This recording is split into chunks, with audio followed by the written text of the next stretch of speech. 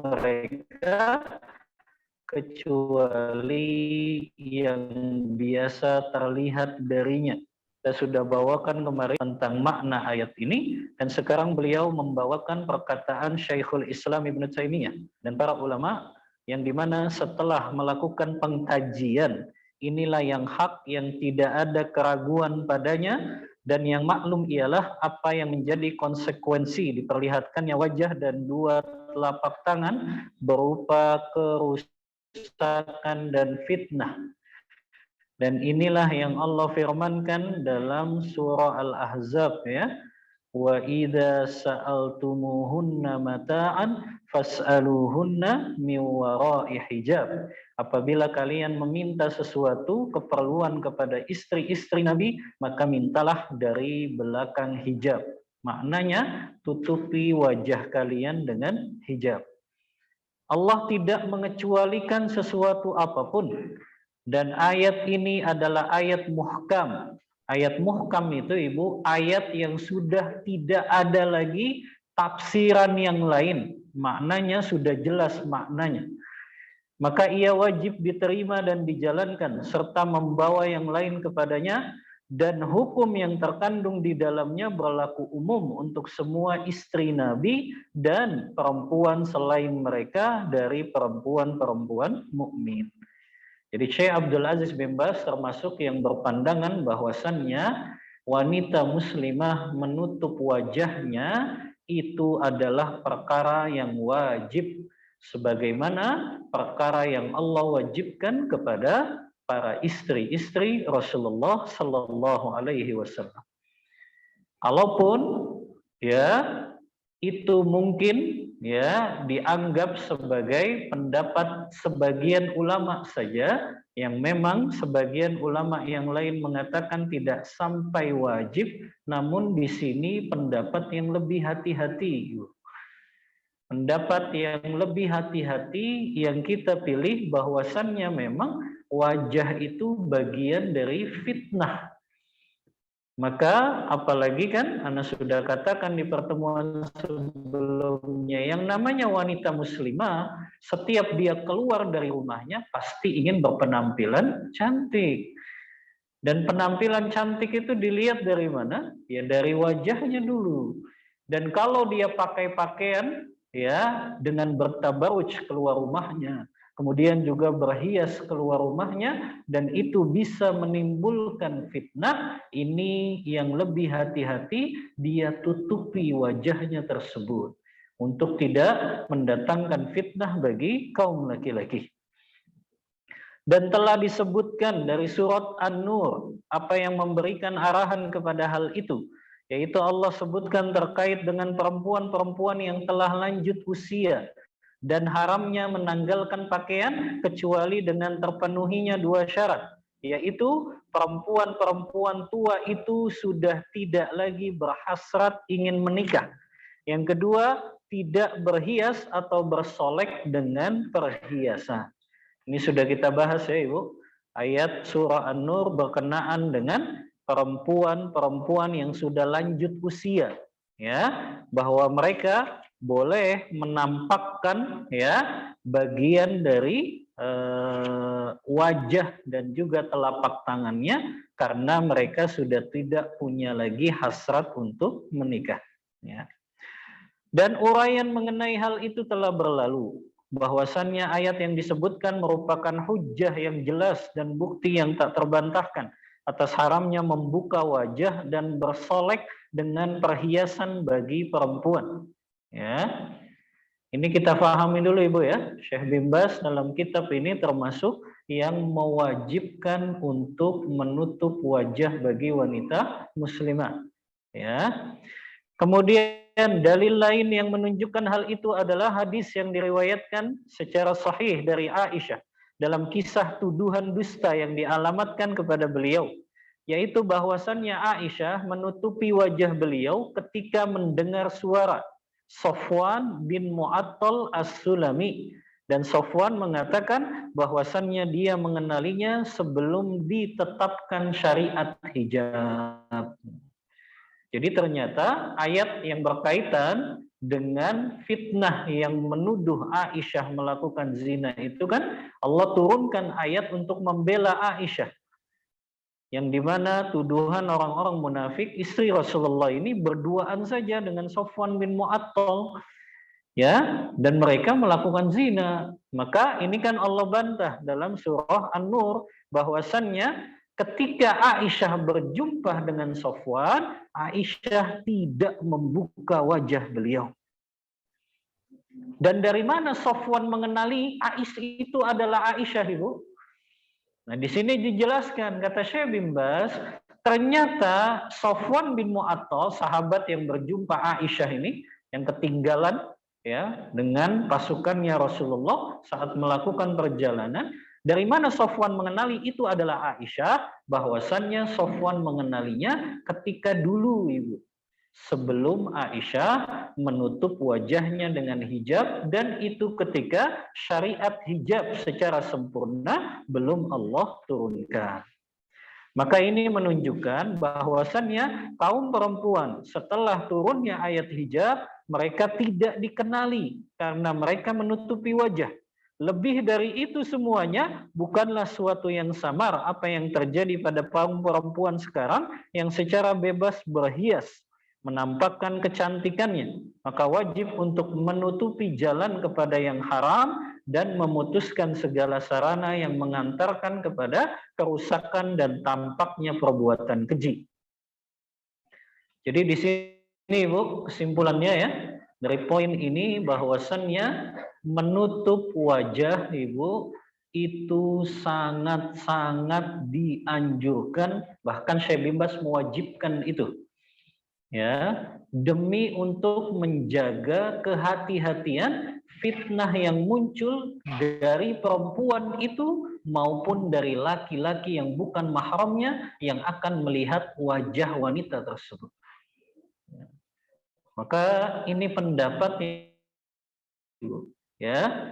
Jadi ibu-ibu ya yang mungkin hari ini masih ragu untuk menutup wajahnya, bilang sama suaminya, "Kenapa kok kamu jadi nutup wajahnya?" "Iya, wahai suamiku, kecantikanku kan hanya untuk kamu saja." Gitu, Ibu.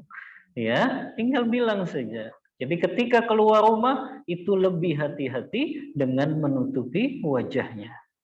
Tapi sekarang alhamdulillah minimal pakai masker, Bu, ya. Ya, kalau memang ya agak berat untuk, padahal lebih menyelamatkan wanita tersebut. Dan di antara sebab kerusakan yang paling besar adalah berkhalwatnya, berdua-duaan laki dan perempuan. Dan safarnya perempuan bersama laki-laki tanpa adanya mahram ini diharamkan. Sebagaimana sabda Rasulullah dalam hadis riwayat Bukhari dan Muslim, la tusafiru imra'atun illa ma'adhi mahram wa la yakhluwanna rajulun bimra'atin illa wa ma'adhu mahram. Janganlah seorang perempuan melakukan safar kecuali bersama mahramnya. Dan janganlah laki-laki berduaan dengan seorang perempuan kecuali bersama mahramnya. Nabi juga bersabda, la yakhluwanna rajulun bimra'atin illa kana thalithuhuma syaitan. Tidak boleh seorang laki-laki berduaan dengan perempuan kecuali yang ketiganya adalah syaitan. Subhanallah, Ibu, sampai ulama mengharamkan, Ibu, seorang laki-laki dia sholat di masjid dengan satu perempuan yang bukan mahramnya. Contoh, Ibu, saya sholat sendirian di Masjid At-Tauhid ini. Tiba-tiba ada perempuan datang sendirian juga dan dia ikut berjamaah bersama saya. Boleh tidak, Ibu? Gak boleh, haram hukumnya kata ulama. Karena berdasarkan dalil ini tidak boleh laki berduaan dengan perempuan yang bukan mahramnya kecuali yang ketiganya adalah syaitan. Walaupun sholatnya tetap sah, tapi dia berdosa. Ya, bayangkan, Ibu, dalam sholat saja, dalam ibadah saja, laki dan perempuan yang bukan mahram tidak boleh berduaan. Apalagi berduaannya di bawah pohon. Apalagi berduaannya di bioskop, subhanallah. Apalagi berduaannya di dalam mobil gitu ya. Nah, ini kan nggak boleh, ya. Maka ini yang harus menjadi perhatian ini. Nggak boleh pokoknya laki dan perempuan berduaan saja. Termasuk ibu, ini kalau acara-acara keluarga, ini di antara haknya rumah ibu, kita tidak boleh membiarkan kemunkaran di dalam rumah kita itu terjadi. Termasuk anak-anak perempuan kita ketika kedatangan sepupunya, ingat sepupu bukan mahram ibu ya, jangan biarkan berduaan saja. Ya, terkadang kan seperti itu. Seseorang sudah menganggap sepupu itu terlalu dekat, akhirnya diajak ke kamarnya berduaan saja. Ini haram hukumnya, nggak boleh berdasarkan hadis ini. Karena sepupu bukanlah mahram. Termasuk juga misalnya, ya, ada bibi ponakan misalnya, ponakan ibu, ya, dia nggak boleh ponakan perempuan ibu itu berduaan dengan suami ibu. Ya, di dalam kamar saja berduaan karena itu bukan mahram. Ya, maka harus difahami bahwasannya siapapun yang bukan mahram perempuan itu maka tidak boleh berduaan dengannya di tempat manapun itu. Ya, makanya anak katakan kan, nggak boleh ibu naik Grab berduaan saja dengan supir Grab car. Ya, karena itu bukan mahram kecuali supir Grabnya perempuan ibu. Ya, karena dia bukan mahram. Kalau laki-laki, ya. Kemudian juga Rasul bersabda, la yabitanna rajulun indam ra'atin illa an yakuna nakihan aw dza mahram. Janganlah seorang laki-laki menginap pada seorang perempuan kecuali dia adalah suami baginya atau mahramnya. Hadis riwayat Muslim dalam kitab sahihnya. Karena itulah wahai kaum muslimin, cegahlah kaum perempuan kalian melakukan hal-hal yang terlarang tersebut dan laranglah mereka melakukan apa-apa yang Allah haramkan atas mereka, yaitu berupa membuka wajah, berhias, menampakkan kecantikan dan menyerupakan diri dengan musuh-musuh Allah, maksudnya orang kafir ya, dari kalangan kaum Nasrani dan orang-orang yang serupa dengan mereka, dan ketahuilah bahwa sikap diam terhadapnya merupakan bersekutu dengan mereka di dalam dosa dan menyeret diri sendiri ke dalam murka Allah dan hukumannya. Semoga Allah memberikan keafiatan bagi kami dan bagi kalian dari semua keburukan itu. Maka ingat ibu, tidak boleh berduaan saja dengan yang bukan mahram kita. Sekarang ada pertanyaan ibu. Kalau anak perempuan kita mau kuliah di luar kota, kemudian mereka ngekos, mereka sewa kontrakan, boleh tidak ibu? Boleh tidak? Anak perempuan kuliah di luar kota, katakanlah di Bandung, ya, atau ada yang di Surabaya mungkin, ada yang di Jogja. Kemudian mereka kita tinggalkan di sana, di kosan, ya. Apakah itu diperbolehkan?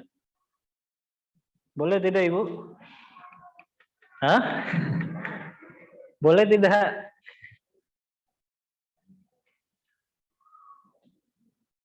Boleh nggak bu? Masuk tidak dalam hadis ini? Tidak boleh laki-laki berduaan dengan perempuan kecuali bersama mahramnya.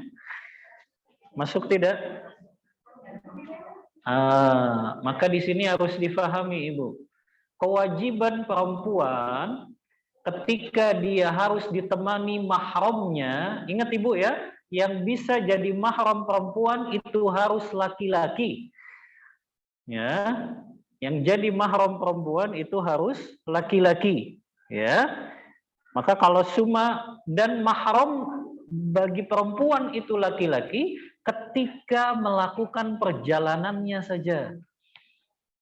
Jadi ketika melakukan perjalanannya wajib ditemani anak kita ada laki-laki yang mahramnya yang menemaninya.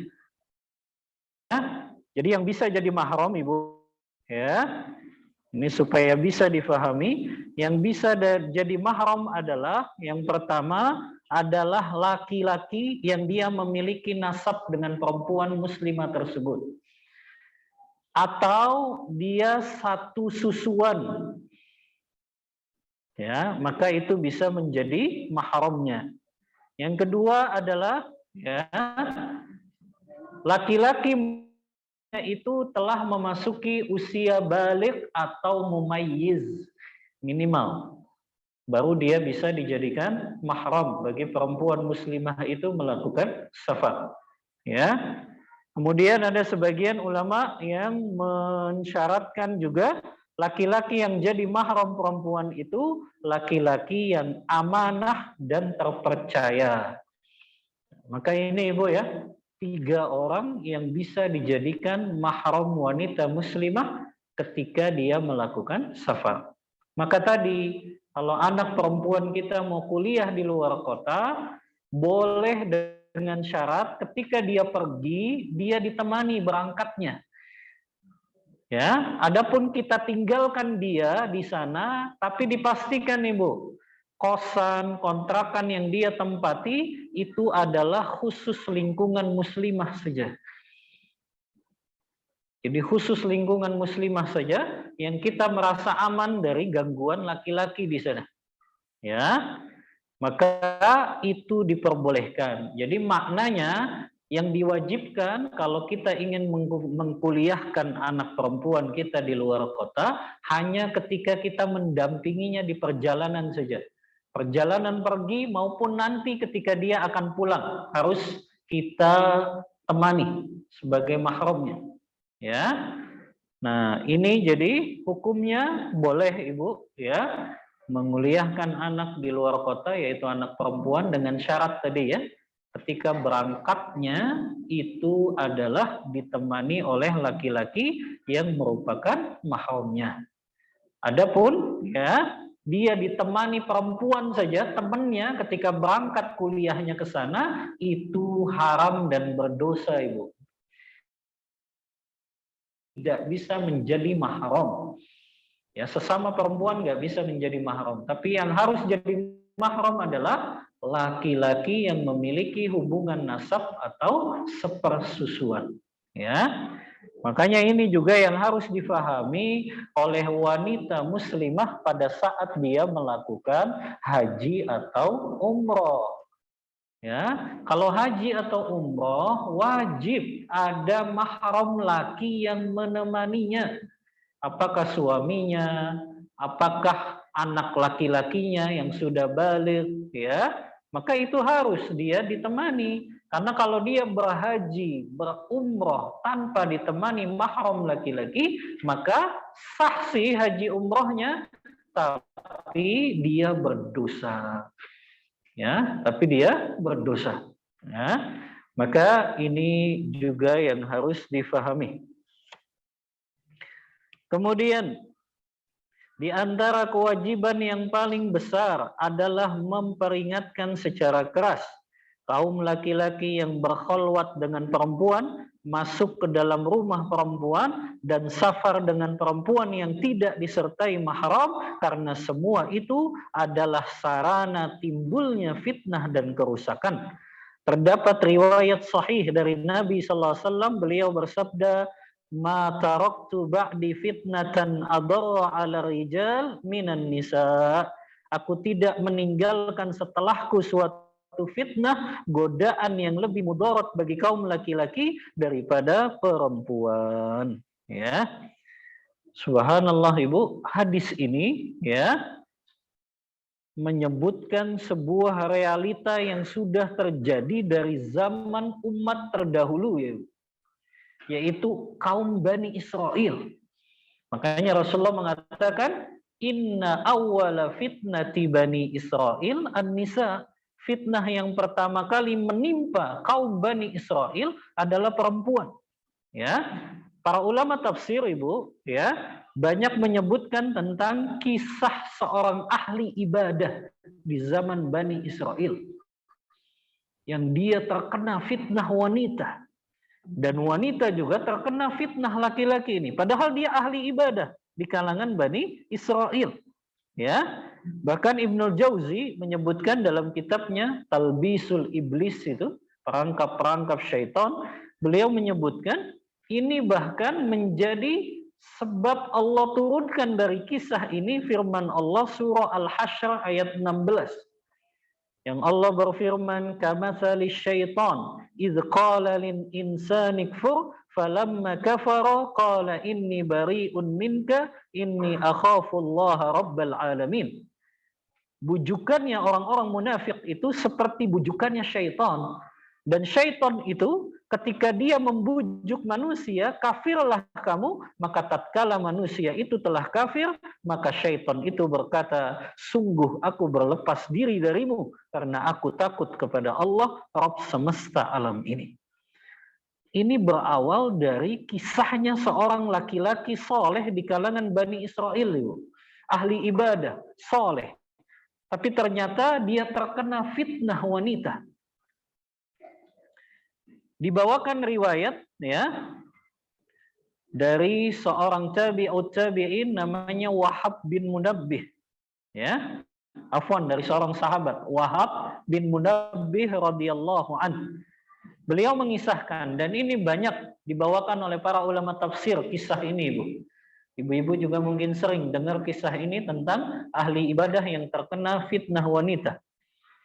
Ada seorang ahli ibadah, kata Wahab bin Munabbih, yang hidup di kalangan Bani Israel, yang dia tekun sekali beribadah di zamannya. Sampai suatu hari, ada satu keluarga ini, 3 orang laki-laki bersaudara, dan mereka memiliki 1 saudari perempuan. Dan 3 saudara laki-laki ini akan melakukan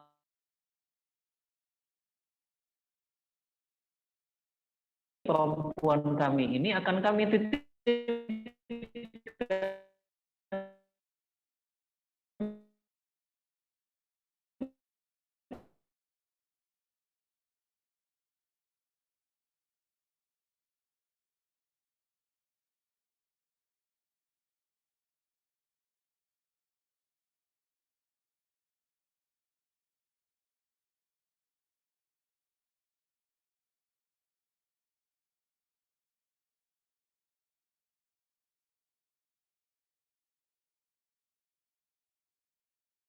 perempuan mereka ini.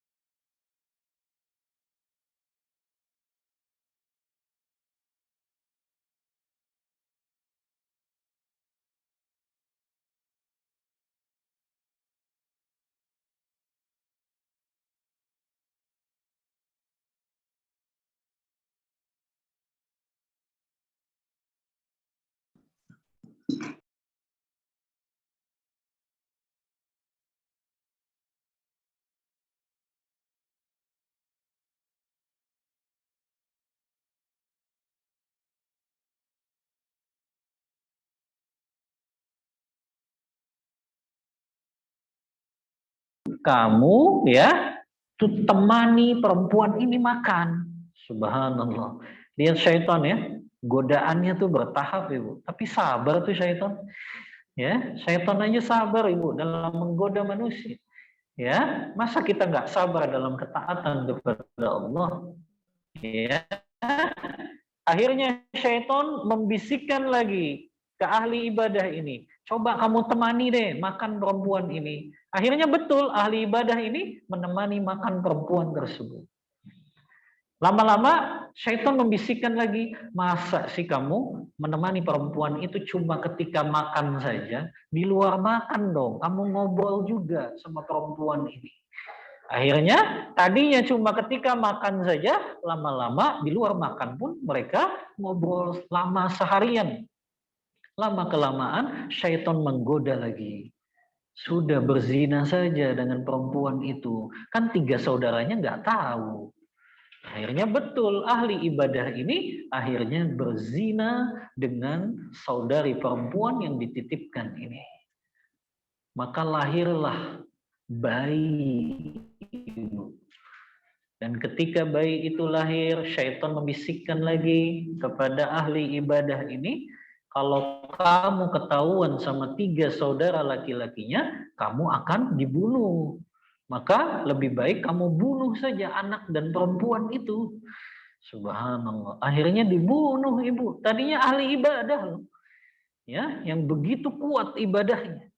Ya, akhirnya dibunuh.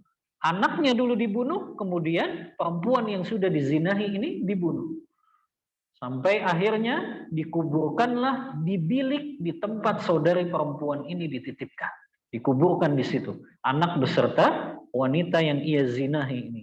Sampai akhirnya 3 saudara laki-lakinya pulang dari berperang. Dan ahli ibadah ini kebingungan, akhirnya dia berpura-pura sedih. Mengabarkan bahwasannya saudari perempuan kalian telah meninggal dunia.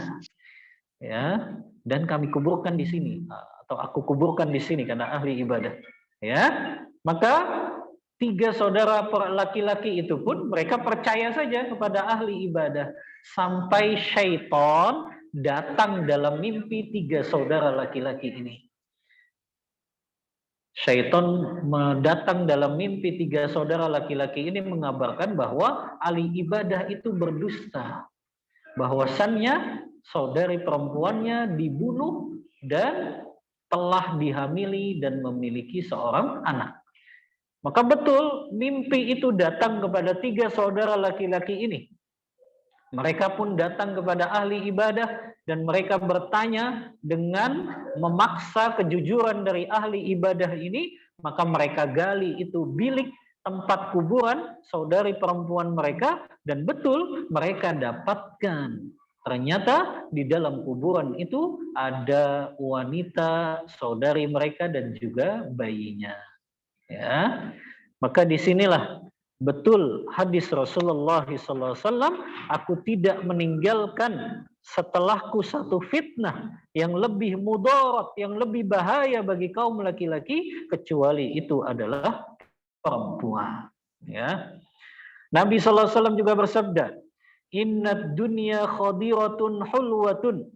Sesungguhnya dunia itu hijau dan juga manis. Ini untuk menunjukkan begitu indah dunia ini dalam sisi rasa dan enak dipandang. Jadi dunia itu digambarkan oleh Rasulullah, rasanya enak untuk kita hidup di dunia itu dan enak untuk dipandang. Ya.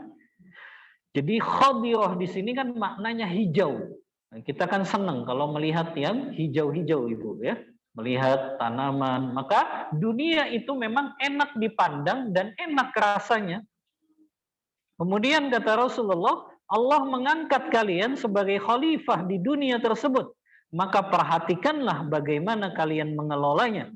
Lalu takutlah kalian kepada dunia dan takutlah kalian kepada kaum perempuan karena godaan pertama, fitnah pertama yang membinasakan Bani Israel adalah kaum perempuan. Dan Nabi juga bersabda, rubba kasiyatin fid dunya, ariyatin fil akhirah. Berapa banyak perempuan yang berpakaian di dunia dan mereka telanjang di akhirat. Ya, maknanya adalah perempuan yang mereka menganggap diri mereka sudah menutup aurat kok. Tapi ternyata di akhirat mereka mendapatkan azab karena aurat yang itu ternyata belum sempurna. Ya. Maka ini menunjukkan fitnah perempuan lebih dahsyat, Ibu, ya, lebih membinasakan kaum Bani Israel dibandingkan fitnah harta yang menimpa mereka. Lanjut, Ibu, hadis riwayat Muslim. Ini hadis yang agak panjang, Ana akan jelaskan karena maknanya begitu luas. Nabi sallallahu alaihi wasallam bersabda, "Sinfani min ahlin nar, lam arahuma ba'du, nisaun kasiyatun ariyat, ma'ilatun mumilat, ru'usuhunna ka'asnimatil bukhtil ma'ilah, la yadkhulnal jannah wa la yajidna rihaha." Ada dua jenis penduduk neraka yang belum pernah aku melihatnya. Yang pertama, ini yang jadi saksi pembahasan kita, Ibu, ya.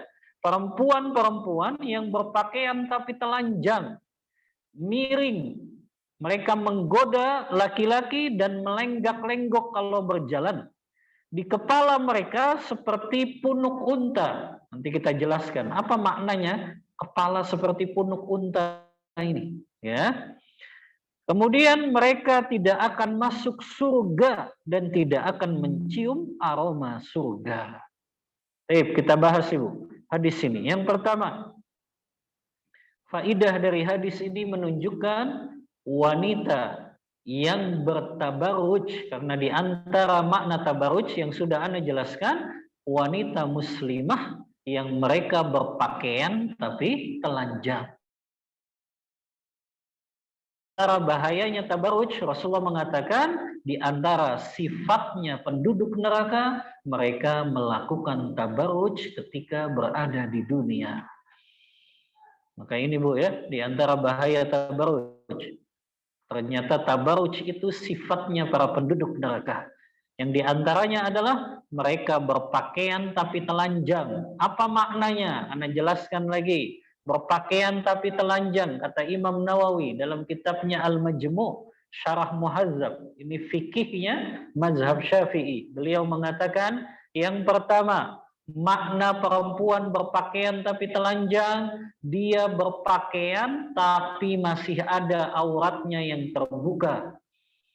Ya, dia berpakaian tapi ada auratnya yang terbuka. Ini Ana selalu mengingatkan wanita muslimah, walaupun dia menjemur pakaiannya, Bu, menjemur pakaiannya di halaman rumah, tetap dia harus tutupi bagian kakinya, karena itu adalah bagian dari auratnya wanita muslimah.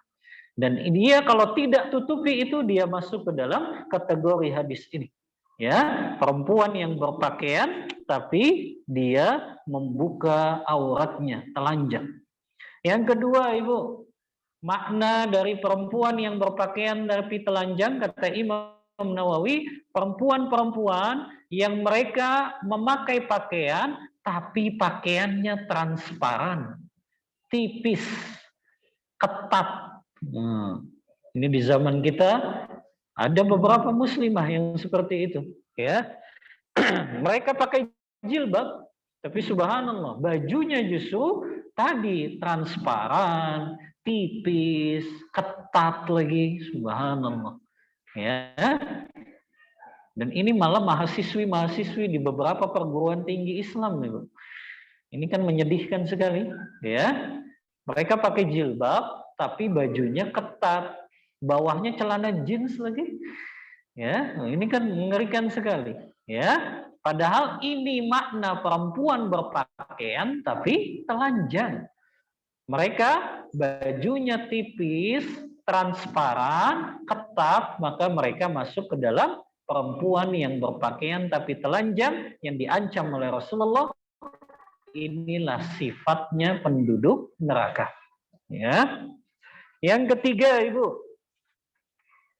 makna dari perempuan berpakaian tapi telanjang, kata Imam Nawawi, perempuan-perempuan yang lebih memprioritaskan penampilan dunia mereka daripada penampilan akhirat mereka. Apa maknanya ini? Kata Imam Nawawi, maknanya adalah mereka perempuan muslimah yang sibuk mengotak-atik bagian tubuhnya. Ya, rambutnya disambung-sambung lah, alisnya dikerok-kerok lah, kemudian bulu matanya cetar membahana lah, ya. Diapain itu Ibu? Di ya, iya, di extend ya. Ya. Kemudian belum bagian lipstiknya luar biasa, ya. Ini perempuan-perempuan yang mereka sibuk dengan penampilan dunianya, tapi mereka lupa dengan penampilan akhiratnya. Dan penampilan dunianya itu bertentangan dengan syariat tadi, ya. Termasuk bagian rambut ini, ya, yang sering diotak-atik sama wanita muslimah, ya, yaitu diantaranya mereka pakaikan dengan sambungan rambut lain. Kemudian juga mereka mewarnai rambut, Ibu. Ya Allah, banyak nih sekarang. Ya, wanita-wanita nggak berjilbab, mereka warnai rambutnya. Begitu juga mereka mengotak-atik bagian tadi alisnya lah dikerok gitu ya. Nggak tahu apa sih, kenapa sih Bu? Itu perempuan kenapa alisnya mereka lebih suka dikerok-kerok gitu. Ya. Kemudian juga bulu matanya tadi, ya. Maka ini masuk dalam kategori hadis ini, ya. Bahkan mereka masuk ke dalam kategori merubah ciptaan Allah. Ya. Ini kan namanya orang yang tidak mensyukuri nikmat Allah Ta'ala yang sudah diberikan kepadanya. Maka inilah 3 makna Ibu dari perempuan yang berpakaian tapi telanjang. Termasuk Ibu ya, perempuan yang dia senantiasa sibuk dengan make up-nya, dia blow up gitu ya. Dia sengaja memakai make up yang begitu tebal gitu ya di bagian wajahnya, yang itu akhirnya menimbulkan fitnah ketika dia keluar rumah, maka dia masuk ke dalam kategori ini. Perempuan berpakaian tapi telanjang karena mengutamakan penampilan dunianya, akhiratnya. Ya. Ketiga Ibu, faidah yang bisa kita ambil dari hadis ini. Ya, ru'usuhunna ka'asnimatil bukhti. Kepala-kepala mereka bagaikan punuk unta. Seperti apa yang dimaksud perempuan muslimah itu seperti punuk unta kepalanya? Kalau dia kumpulkan rambutnya ke bagian atas itu. Jadi dia ikat itu di bagian atasnya. Nah, itu akhirnya menimbulkan seperti punuk unta. Ini diantara tafsiran ulama. Ya, jadi kalau ngikat rambut jangan ke atas, Ibu. Ya, jangan ke atas ngikatnya, karena itu termasuk tafsiran seperti punuk unta. Yang kedua, memakai apa itu? Apa sih itu? Yang rambut-rambut palsu itu, Ibu? Iya, memakai rambut palsu itu, ya, termasuk itu seperti punuk unta menurut sebagian ulama. Ya, sebagian lagi Ibu, ini yang saya dapat dari Syekh Utsaimin juga Syekh Albani, bahkan mereka sampai melarang perempuan itu mengunci rambutnya ke belakang Ibu. Jadi lebih baiknya dan lebih hati-hatinya menguncirnya ke bagian bawah saja, bagian lehernya gitu. Ya, itu untuk kehati-hatian saja, walaupun sebagian ulama membolehkan. Ya, karena yang dimaksud seperti punuk unta ya tadi ke atas saja. Ya, ke bagian atas dia ikat itu bagian kuncirnya ke atas. Ya. Ini faidah yang ketiga dari hadis ini. Yang keempat, Ibu. Rasulullah mengatakan la yadkhulnal jannah. Tidak akan masuk surga ini. Perempuan yang berpakaian tapi telanjang, kalau berjalan berlenggak-lenggok, ya, maka mereka tidak masuk surga. Apa maknanya tidak masuk surga? Padahal kita tahu bahwa selama dia muslimah, beriman kepada Allah dan Rasulnya, dan dia tidak murtad dari Islam ini, dan tidak melakukan perkara yang membatalkan syahadatnya, maka harusnya dia tetap masuk surga dong. Kenapa kalau Rasulullah mengatakan la yadkhulnal jannah, mereka nggak masuk surga? Maka kata Imam Nawawi, yang pertama, mereka nggak masuk surga kalau mereka menghalalkan membuka auratnya ini, atau menghalalkan perbuatan-perbuatan itu. Perbuatan perempuan tetap.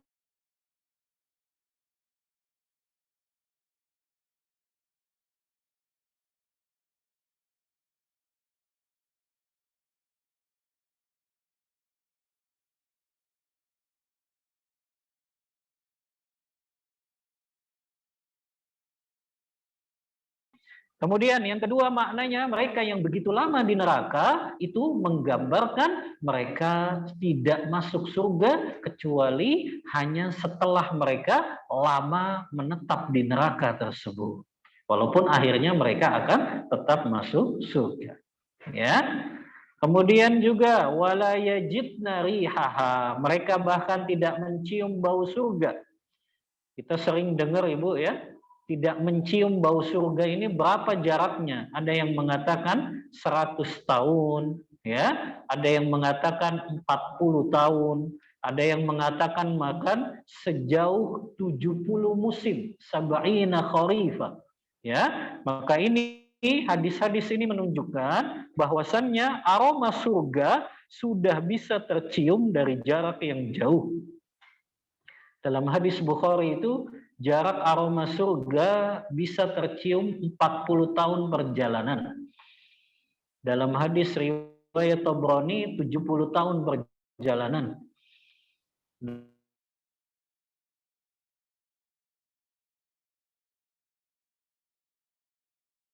Tidak salah, Al-Asfahani, beliau mengatakan sejauh itu sama dengan 70 tahun perjalanan. Ya.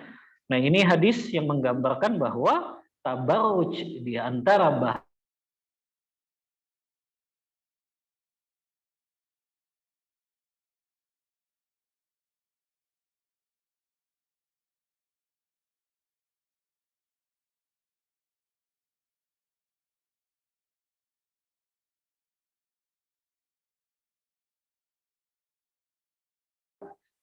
yang juga berarti mengajak manusia kepada kebatilan, juga peringatan keras dari menzolimi orang dan melampaui batas mereka, serta ancaman terhadap mereka dengan haramnya mereka masuk ke dalam surga. Kita memohon kepada Allah keafiatan dari semua itu.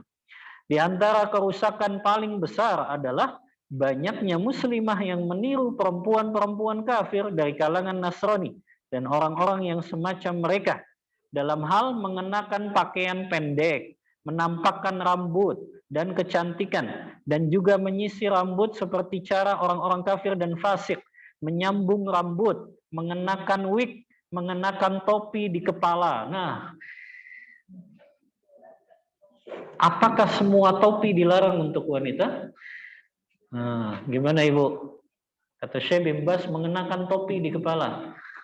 Apakah semua topi dilarang? Ternyata ini dijelaskan Ibu oleh para ulama lain seperti Syekh Muhammad Ibn Saleh Al-Utsaimin. Kata beliau, tidak semua topi dilarang.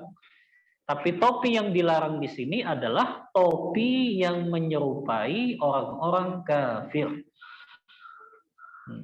Topi seperti apa tuh? Seperti topinya para pendeta, topinya pastor-pastor, ya. Itu yang wallahu a'lam dilarang bagi laki-laki dan perempuan sama. Adapun topi-topi yang sudah ciri khasnya laki-laki, Ibu, ini juga sebetulnya nggak boleh dikenakan perempuan. Kalau ciri khasnya laki-laki itu kan pakai topi yang gimana tuh? Yang panjang depannya itu. Topi apa tuh? Ya, pokoknya yang panjang depannya, Bu. Ya. Nah, itu nggak boleh dipakai perempuan karena itu ciri khasnya laki-laki sudah memakai topi tersebut. Ya. Adapun topi-topi yang mungkin seperti apa tuh, topi-topi yang bulat itu, ya, yang biasanya banyak jadi oleh-oleh itu kalau kita jalan-jalan, ya. Nah, itu mungkin masih diperbolehkan, ya. Karena itu tidak menyerupai laki-laki dan tidak menyerupai orang-orang kafir, ya. Karena di sini beliau berdalil dengan hadis Rasulullah, man tasyabbaha biqaumin fahuwa minhum. Barang siapa yang menyerupai suatu kaum, maka dia termasuk dari mereka. Hadis riwayat Imam Ahmad. Maka di sini berarti topi yang dilarang dikenakan muslimah adalah topi tadi, Ibu, yang menyerupai orang kafir, yang kedua yang menyerupai laki-laki. Adapun topi yang tidak masuk dalam dua kategori ini maka boleh dipakai, ya. Dan pengaruh buruk yang muncul dari sikap menyerupai diri seperti ini adalah suatu yang diketahui semua orang. Begitu juga akibat buruk dari pakaian-pakaian pendek yang menyebabkan kaum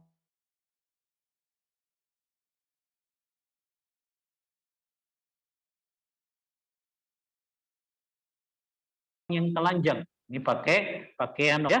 Lalu karena sudah sampaikan perkataan sebagian ulama, perhiasan yang paling berharga bagi wanita muslimah adalah rasa malu, gitu. Kalau rasa malu itu sudah hilang dari diri seorang muslimah, maka tidak ada lagi yang paling berharga dari dirinya, ya.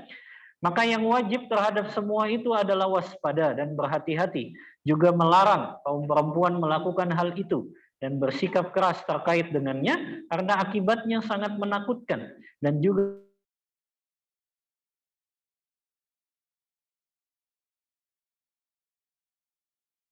masih kecil sekalipun, Ibu.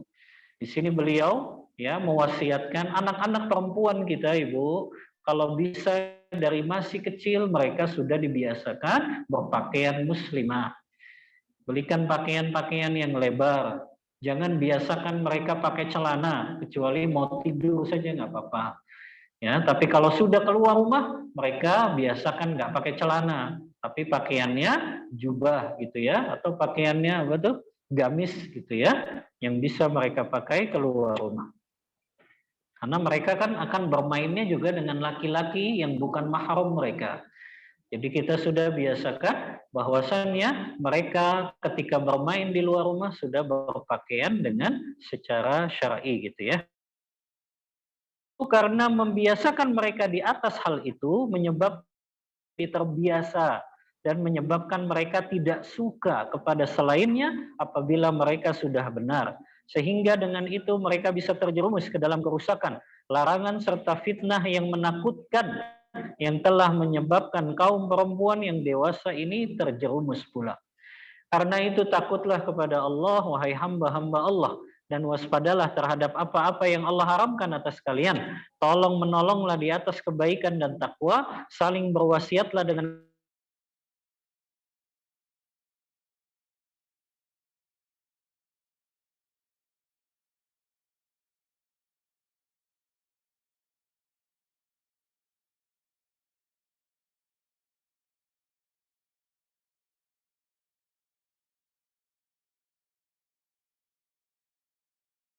perbuatlah dan paksa diri kalian untuk bersabar, bertakwalah kepada Allah.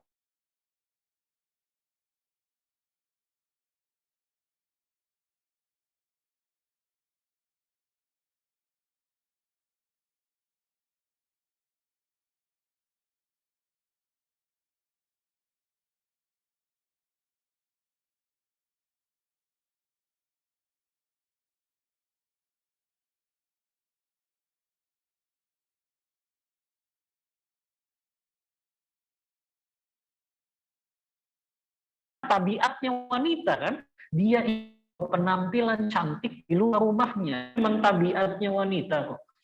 Tapi ketika tabiat itu dia mampu untuk ngerem gitu, ya, dia mampu untuk menahannya dan dia hanya mempersembahkan kecantikannya untuk suaminya itu, maka dia dapat ganjaran pahala yang sangat besar, ya.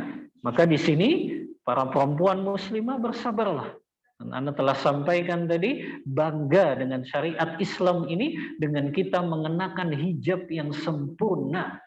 hijab yang betul-betul menutup aurat kita, dan untuk melaksanakan perkara yang lebih hati-hati, kita tutup wajah kita supaya tidak menjadi fitnah bagi laki-laki yang lain. Ya, ini adalah perkara yang lebih menyelamatkan wanita muslimah tersebut dan juga menyelamatkan laki-laki yang ada di luar sana. Ya, tidak ada keraguan bahwasannya ya kewajiban pemerintah, para hakim, para ulama, para tokoh anggota lembaga adalah lebih besar dari kewajiban mereka. Kegentingan yang merupakan tanggung jawab mereka lebih berat, dan fitnah mereka karena diamnya orang-orang dari mereka adalah suatu keburukan dan dosa besar. Maka di sini para ibu-ibu yang dirahmati Allah, bahwasannya wanita muslimah harus senantiasa memiliki pola fikir, Ibu. Karena akan diminta pertanggungjawabannya oleh Allah ketika mereka masih membuka auratnya atau masih melakukan tabarruj ini. Ya, Anda pernah menyampaikan bahwasannya sifat yang harus melekat, Ibu, pada diri seorang mukmin dan mukminah adalah sifat waro. Masih ingat Ibu, Anda sampaikan definisi waro pekan lalu apa? Tarku ma yakhafu dararuhu fil akhirah. Dia meninggalkan segala perkara yang dia khawatirkan akan membahayakan dia pada hari kiamat nanti. Maka perkara yang akan membahayakan dia pada hari kiamat, dia tinggalkan. Katakanlah itu masih perkara syubhat tadi. Ya, dia bingung misalnya, ini yang lebih baik bagi saya misalnya ya, memakai sesuatu ini yang akan membuat saya lebih berpenampilan cantik di luar sana, atau saya tinggalkan saja. Kalau dia ragu-ragu dengan perkara syubhat itu, lebih baik dia tinggalkan. Karena dia khawatir misalnya akan membahayakan dia pada hari kiamat nanti. Membahayakan dia di pengadilan Allah nanti. Ya, maka itu yang dikhawatirkan nih. Ya, maka perkara-perkara yang membuat ibu ragu, perkara yang syubhat, yang belum jelas status halal haramnya, lebih baik ditinggalkan. Ya. Kemudian kewajiban mengingkari kemunkaran tentu tidak hanya khusus tanggung jawab mereka, karena ia merupakan kewajiban semua kaum muslimin, terutama para tokoh dan orang-orang yang memiliki kedudukan di antara mereka. Terkhusus adalah para wali kaum perempuan dan suami mereka harus mengingkari kemunkaran ini, bersikap keras terkait dengannya, dan juga tegas atas orang-orang yang meremehkan hal ini. Dengan harapan barangkali Allah akan menghilangkan kita dari segala bala, malapetaka, serta memberikan petunjuk kepada kita, kepada kaum perempuan kita, kepada jalan yang lurus. Ana selalu mengingatkan, di antara perkara yang bisa mengundang bencana dan malapetaka bagi kehidupan kita di dunia ini adalah hadis Rasulullah, riwayat Al-Hakim. Kata Rasulullah, "Idza dhahara zina wa riba", ya, apabila telah nampak perbuatan zina, bukan nampak lagi, merajalela zina dan juga riba, maka penduduk negeri tersebut telah menghalalkan diri mereka untuk diazab oleh Allah. Maka untuk mencegah merajalelanya zina, bagaimana caranya, Ibu? Kita mewasiatkan kepada wanita muslimah, jangan mereka melakukan tabarruj ini. Karena sarana untuk menuju kepada zina ketika wanita muslimah masih melakukan tabarruj ini. Jadi poinnya itu, Ibu, ya. Karena ini yang akan mengundang azab Allah. Kalau zina sudah merajalela, khususnya anak-anak perempuan kita, Ibu, dijaga betul itu. Ya, kalau kitanya sudah berhijab dengan hijab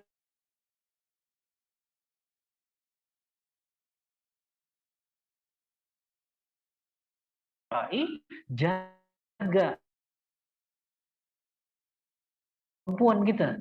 Makanya kan minimal atau lebih, kemudian maka itu akan menjadi perisai untuknya dari dia masuk ke dalam nerakanya Allah. Subhanallah. 2 anak perempuan atau lebih, minimal 2 saja. Ya, kita jaga itu anak perempuan kita, kita ajarkan mereka untuk mengenakan hijab yang syar'i, mereka tidak bertabaruj ketika keluar rumah, itu jadi perisai kita nanti, Ibu, untuk tidak masuk ke dalam nerakanya Allah Ta'ala. Ya, maka di sini kita diingatkan kalau semakin merajalelanya zina, dan zina itu kan merajalela ada sebabnya. Apa sebab utamanya? Karena wanita muslimahnya masih bertabaruj. Masih pakaiannya tidak menutup aurat. Masih pakaiannya nutup auratnya tidak sempurna.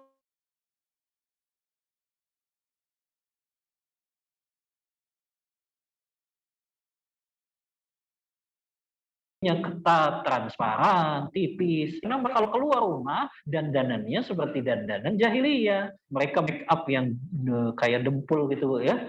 Begitu tebal sekali ya, yang akhirnya mendatangkan fitnah bagi kaum laki-laki. Dan ini menjadi sarana terjadinya perzinahan.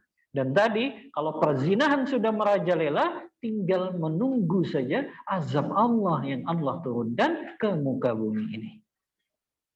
Baik, selanjutnya.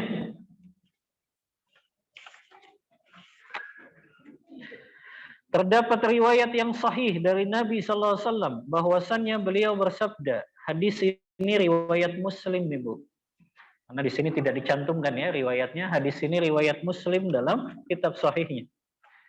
Rasulullah sallallahu alaihi wasallam bersabda, "Ma ba'atsallahu min nabiyyin illa kana lahu min ummatihi hawariyun wa ashabun ya'khuduna bi sunnatihi wa yaqtaduna bi amrihi thumma innaha takhlufu min ba'dihim khulufun yaquluna ma la yaf'alun wa yaf'aluna ma la yu'marun faman jahadahum biyadihi fahuwa mu'min wa man jahadahum bilisanihi fahuwa mu'min wa man jahadahum biqalbihi fahuwa mu'min wa laysa wara'a dzalika minal iman habbatu khardalin."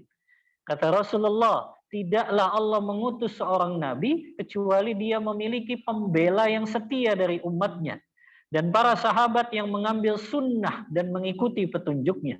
Kemudian setelah itu mereka akan digantikan oleh generasi pengganti yang mengatakan apa yang tidak mereka perbuat dan melakukan apa yang mereka tidak diperintahkan. Karena itu barang siapa yang berjihad ya, mengarahkan segala daya dan usaha menghadapi mereka. Apakah dengan tangan? Dengan tangan di sini kalau mereka punya kekuatan. Seperti Bapak Ibu kan punya kekuatan kepada anak-anak perempuannya. Maka bisa untuk menggunakan daya ini. Memerintahkan mereka berhijab dengan syar'i dan tidak melakukan tabarruj. Maka dia adalah seorang mukmin. Dan barang siapa yang berjihad dengan lisannya, kalau kita tidak punya kekuatan tangan tadi, maka minimal dengan lisan nih. Ya, kita sampaikan kepada wanita muslimah yang belum berhijab dengan syar'i, ya, untuk berhijab dengan syar'i dan tidak bertabarruj. Kemudian juga barang siapa yang berjihad dengan hatinya, maka dia juga seorang mukmin. Ini minimal, Ibu. Kalau kita nggak mampu dengan tangan dan lisan, minimal hati kita mengingkari apabila ada perempuan yang dia tadi belum menutup auratnya secara sempurna, belum berhijab syar'i, belum bisa meninggalkan tabarruj tadi. Maka minimal kita mengingkari perbuatan tersebut dan ini adalah selemah-lemahnya iman. Jadi kita mengingkari itu udah paling lemah keimanan kita. Ya. Saya memohon kepada Allah agar menolong agamanya, meninggikan kalimatnya, memperbaiki pemimpin kita dengan mereka, Allah memadamkan kerusakan dengan mereka, Allah menolong kebenaran. Juga Allah memberikan taufik untuk kami, untuk Anda semua, untuk mereka, dan semua kaum muslimin pada apa yang mendatangkan kemaslahatan bagi hamba Allah dan negeri ini. Dalam penghidupan dunia dan kehidupan setelah kematian kelak, sesungguhnya Allah Maha Kuasa atas segala sesuatu dan sangat pasti untuk mengabulkan. Cukuplah Allah sebagai penolong, dialah sebaik-baik yang menangani urusan, tidak ada daya dan kekuatan kecuali pertolongan Allah yang Maha Tinggi lagi Maha Agung. Ya, maka di sini beliau mendoakan pemimpin, para wanita muslimah. Ya, jangan lupa Ibu, doakan pemimpinnya. Jangan pemimpinnya disumpahin terus. ya, dicaci maki terus, ya. Anda selalu mengatakan kalau kita caci maki, kalau kita sumpahin pemimpin, itu justru perbuatan yang dilarang dalam syariat. Apa susahnya sih doakan kebaikan Ibu untuk pemimpin kita? Ya. Kalaupun pemimpin kita masih katakanlah Bu ya, ini kalau ya, kalau kita mendapatkan pemimpin yang zalim kan tetap kita harus taat dan mendoakannya. Bahkan kata Imam Ahmad kan, lau anna li da'watun mustajabah lasiratuha ilal imam. Kalau seandainya aku punya satu doa yang mustajab, aku akan tujukan doa itu untuk pemimpinku. Maka doakan selalu Ibu pemimpin kita agar diberikan kebaikan oleh Allah. Allah mudahkan perkaranya untuk mendatangkan kemaslahatan bagi kita semua. Selesai sampai halaman 32. Bahaya berbaurnya kaum perempuan dengan kaum laki-laki di tempat-tempat kerja. Nah, sekarang ikhtilat Ibu ya. Kita telah bahas makna tabarruj, kemudian juga bahaya tabarruj, kemudian juga makna dari hadis-hadis yang menyebutkan tentang berpakaian tapi telanjang, yang itu semua masuk ke dalam tabarruj. Dan sudah kita bahas juga perempuan tidak boleh membagus-baguskan suaranya, ya, mengindah-indahkan suaranya ketika berbicara di hadapan kaum laki-laki yang bukan mahramnya. Sekarang kita masuk ke dalam pembahasan yang baru Ibu, yaitu tentang ikhtilat, berbaurnya antara laki-laki dan perempuan yang bukan mahramnya. Langsung Ibu ya, amma ba'du. Seruan agar kaum perempuan ikut serta untuk bekerja di tempat kerjanya kaum laki-laki yang menyebabkan berbaurnya kaum laki-laki dengan kaum perempuan, baik dengan jelas dan terang atau dengan sindiran, dengan alasan bahwa hal ini merupakan tuntunan zaman dan juga tuntutan peradaban, merupakan hal yang sangat berbahaya, yang memiliki dampak yang berbahaya, akses-akses yang sangat buruk, dan lebih dari itu sama dengan berbenturan dengan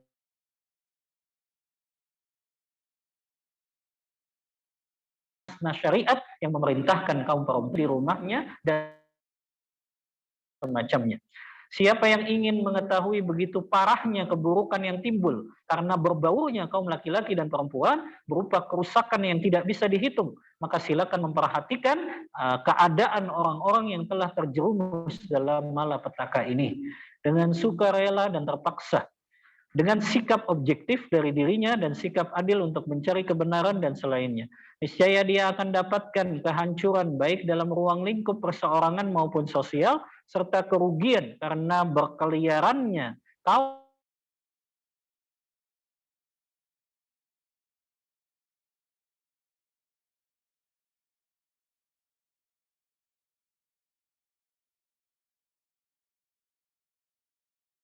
merta mengiak keharmonis sering keluar rumah tanpa. Makanya Ibu, traveler itu, wanita yang suka jalan-jalan itu berarti ada masalah di rumah tangganya Ibu. Ya. Jadi ibu-ibu jangan berpikir wanita traveler itu hebat, enggak. Itu bertentangan dengan syariat. Ya. Makanya saya aneh sekali kalau ada ustadz bilang Aisyah itu seorang traveler. Ya. Oh, ini kan menyesatkan sekali. Aisyah itu yang selalu tinggal di rumah.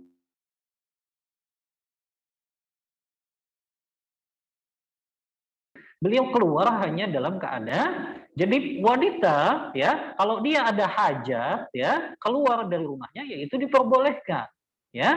Tapi dia sering-sering keluar gitu ya, apalagi ya perempuan naik gunung Ibu, subhanallah ya. Naik gunung loh perempuan ya. Ya, ya kalau itu ditemani suaminya sekali saja sih nggak masalah. Tapi ini semua gunung di Indonesia mau dia naik,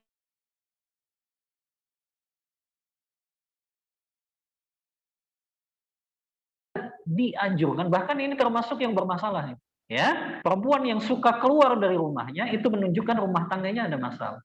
Kalau dia nggak betah di rumahnya, Ya, justru wanita muslimah itu harus di rumah, dia mengerjakan kewajibannya ketika suami tidak ada di rumah, kan begitu.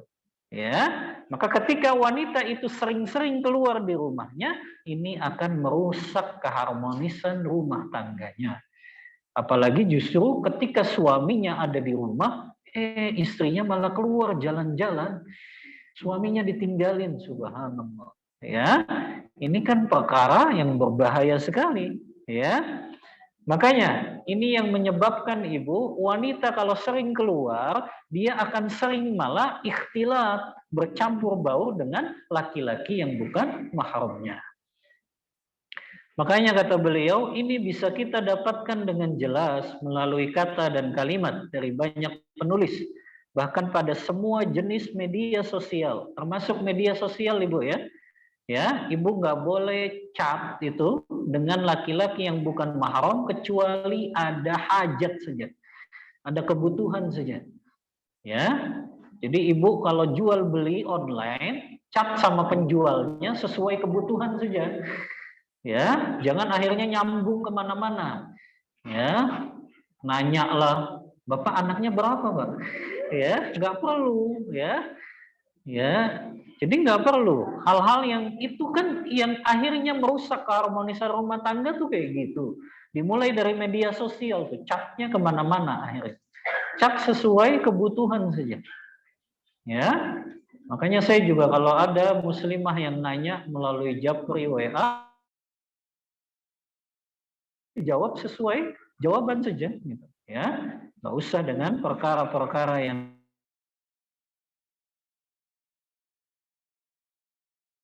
dalil-dalil yang sahih yang menunjukkan haramnya laki-laki berduaan, haramnya segala sarana yang bisa menjerumuskan kepada apa-apa yang Allah haramkan adalah begitu banyak dan memastikan haramnya berbaurnya kaum laki-laki dengan perempuan karena dapat menyebabkan akibat yang tidak terpuji. Kemudian mengeluarkan kaum perempuan dari rumahnya yang merupakan kerajaannya dan taman kehidupan baginya di dalam kehidupan dunia ini berarti mengeluarkan mereka dari tempat yang merupakan kecenderungan fitrah mereka serta tabiat Allah yang ciptakan pada diri mereka. Jadi ibu-ibu muslimah jangan merasa ketika dalil-dalil syariat Al-Quran dan Sunnah memerintahkan mereka untuk menetap di rumah, itu maknanya syariat Islam kok mengekang kaum perempuan ya. Bukan. Itu dalam rangka melindungi mereka, menjaga kehormatan mereka, menjaga kemuliaan mereka. Ya, karena semakin mereka tidak berbau dengan laki, itu semakin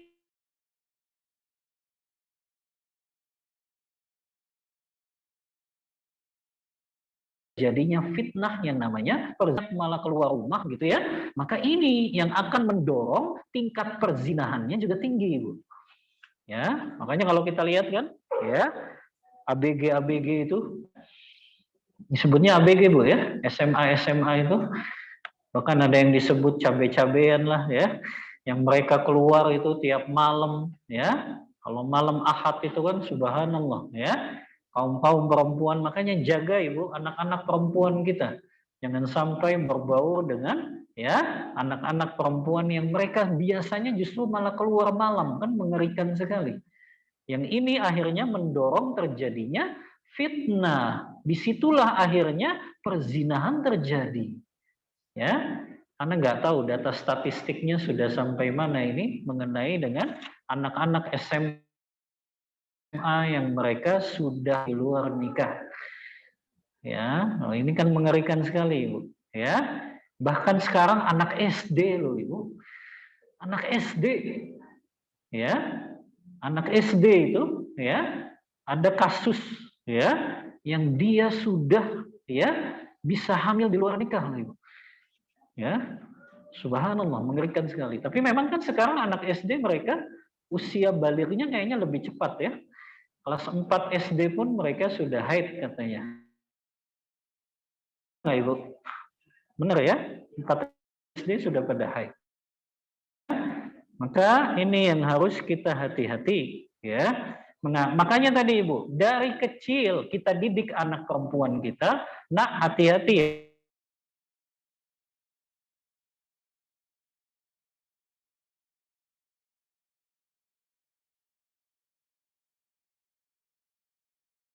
kan, tidak boleh memperlihatkan. Makanya kita jaga anak-anak SD ya, atau usia SD, usia SMP ya. Makanya yang lebih baik mungkin Ibu anak-anak perempuan saja ke pesantren yang lingkungannya lebih mendukung bisa.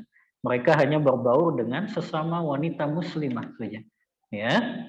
Karena itu seruan agar kaum perempuan ikut serta ke bidang pekerjaan yang khusus bagi kaum laki-laki adalah sesuatu yang bagi masyarakat Islam. Yang saya sedih itu. Kadang saya punya jadwal khatib di beberapa dan saya kadang sedih kalau lihat perempuan kok kerjanya di pabrik ya. Ya, saya agak kalau kerja di pabrik kan itu biasanya gitu ya. Maka carilah pekerjaan yang tanya gitu. Kalau memang dia harus bekerja, mengajarkah, jadi guru kah gitu ya, ngajar ngaji kah ya, atau dokter kah, atau menjadi tenaga medis kah, itu kan masih memang sesuai fitrahnya ya. Tapi kalau dia bekerja seperti di pabrik gitu ya, pabriknya pabrik otomotif lagi ya, kan kasihan sekali gitu ya. Kemudian dan di antara pengaruh paling besar dari berbaurnya kaum laki dan perempuan yang dianggap sebagai sarana paling besar kepada perzinahan yang mengoyak masyarakat dan meruntuhkan nilai-nilai luhurnya serta akhlaknya. Dan suatu yang diketahui semua orang bahwasannya Allah yang maha banyak kebaikannya dan maha tinggi telah menciptakan bagi perempuan fisik yang khusus baginya, yang berbeda secara total dari fisiknya laki-laki, yang Allah siapkan untuk melakukan pekerjaan-pekerjaan di dalam rumahnya dan pekerjaan di antara kaum perempuan yang sama dengannya. Nah ini Ibu, kenapa kok syariat Islam membedakan antara laki dan perempuan? Ya karena memang sudah dari penciptaannya saja Ibu, Allah sudah bedakan antara fisik laki-laki dengan fisik perempuan. Ya, makanya Ibu, kenapa Allah tidak jadikan perempuan ini menjadi nabi dan rasul? Bukan karena adanya diskriminasi. Tapi memang kaum perempuan kalau diangkat jadi nabi dan rasul nggak akan kuat. Karena mereka punya masa haid, mereka punya masa melahirkan. Sementara nabi dan rasul itu wahnya nggak ada liburnya Ibu. Masa nanti kalau nabinya perempuan, mereka cuti dulu melahirkan dakwahnya? Ya, kan nggak mungkin, ya. Makanya itulah dari awal penciptaannya Allah memang sudah bedakan, ya.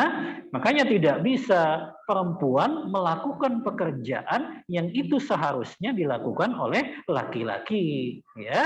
Makanya kata beliau, ini artinya keikutsertaan kaum perempuan di bidang pekerjaan yang khusus bagi kaum laki-laki dianggap sebagai sikap mengeluarkan perempuan dari karakter fisik dan tabiatnya.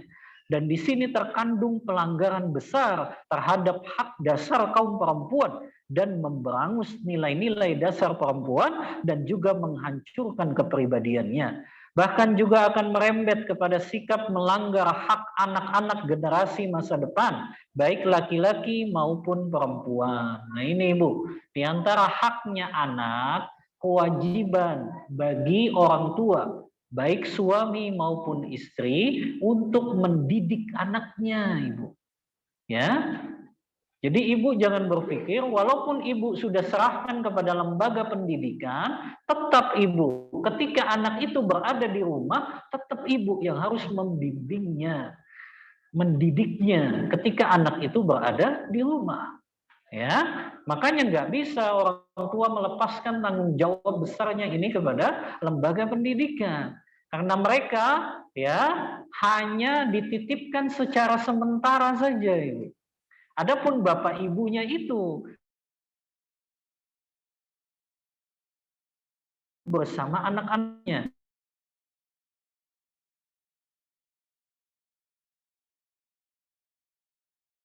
Harus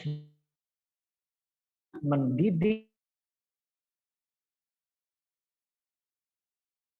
gitu ya, untuk khususnya anak perempuan kan melihat orang tuanya aja dengan hijab yang syar'i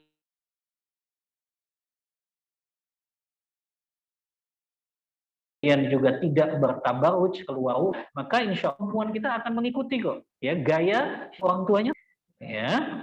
Makanya kalau ibu-ibunya justru keluarnya masih tabaruj gitu ya, anak perempuannya akan mengikuti ya.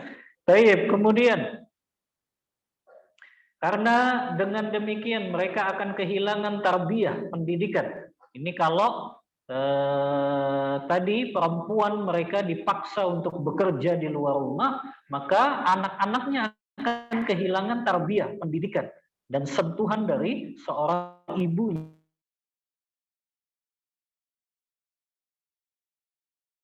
Mereka kehilangan tarbiyah, kasih sayangnya anak. Yang semua ini adalah seorang ibu yang telah dipisahkan darinya dan dimakzulkan secara total dari kerjaannya, yang hampir tidak mendapatkan kesempatan untuk beristirahat, merasakan ketenangan dan damai, kecuali padanya dan kenyataan pada masyarakat yang telah mengalami hal ini merupakan saksi yang paling jujur dan menjadi bukti apa yang kami katakan. Islam menetapkan kewajiban-kewajiban yang khusus bagi masing-masing suami maupun istri untuk masing-masing melaksanakan sesuai perannya, agar dengan itu menjadi sempurna bangunan masyarakat di dalam rumah juga di luarnya.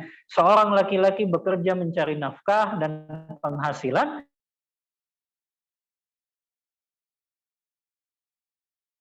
perempuan melaksanakan pendidikan untuk sayang, menyusui, mengasuh, dan pekerjaan-pekerjaan yang sesuai dengannya, seperti mengajari si kecil dan mengatur urusan sekolah mereka, menjadi dokter dan suster bagi mereka, dan juga hal semacam itu yang merupakan pekerjaan yang khusus bagi kaum perempuan.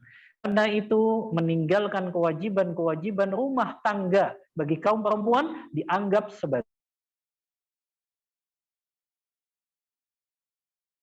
menyanyiakan rumah dan sama dengan menghilang. Jadi kalau ibu dia justru melalaikan ini, maka dia sama dengan melalaikan haknya anak. Dan ini akan melahirkan tercerai-berainya keluarga secara material maupun maknawi, dan ketika itu masyarakat hanya menjadi suatu potret dan gambar yang tidak memiliki hakikat juga makna. Itulah kenapa Allah Ta'ala berfirman, Ar-rijalu qawwamuna 'alan nisa bima faddala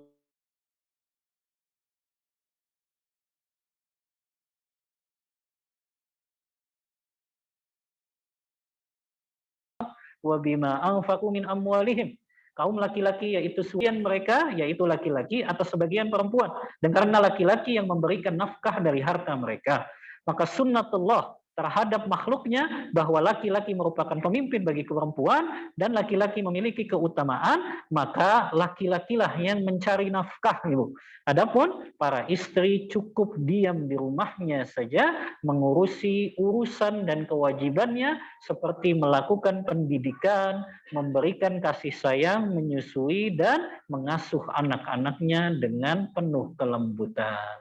Ya, karena kalau tadi ya perempuan mereka keluar rumah berkumpul dengan laki-laki, berkumpul dengan yang bukan mahramnya, baik di tempat kerja, baik di tempat rekreasi gitu Ibu ya, baik di tempat mereka safar, maka itu akan menjadi sebab munculnya fitnah dan terjerumus dalam perbuatan zina. Maka hendaknya kita saling mengingatkan ini Ibu, untuk wanita muslimah mereka tidak sering-sering keluar rumah Ibu ya, kecuali karena ada hajat dan kebutuhan saja ya. Baik, sampai halaman 4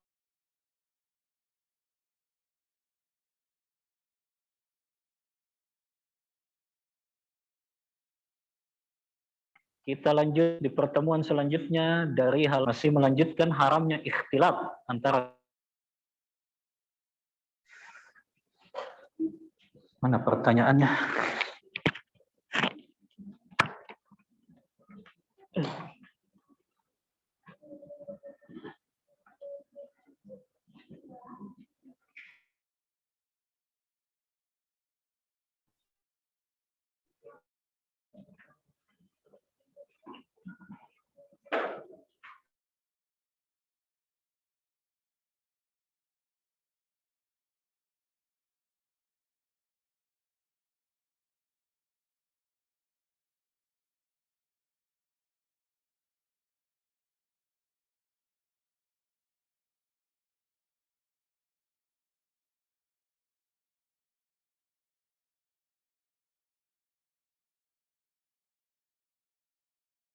Izin bertanya Ustaz.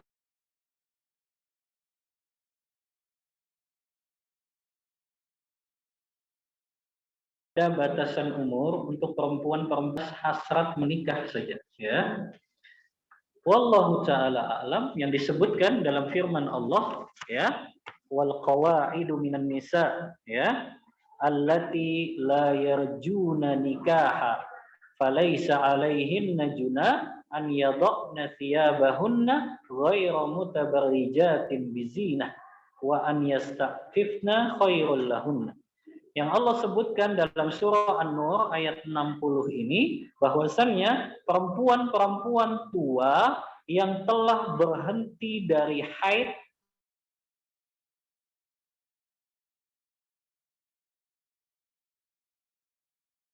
dan dia tidak punya memiliki hak, maka dari sini tidak ada batasan umurnya. Yang Allah sebutkan ini perempuan yang sudah tidak haid lagi, ya, perempuan yang sudah tidak bisa haid lagi dan juga tidak memiliki syarat untuk menikah.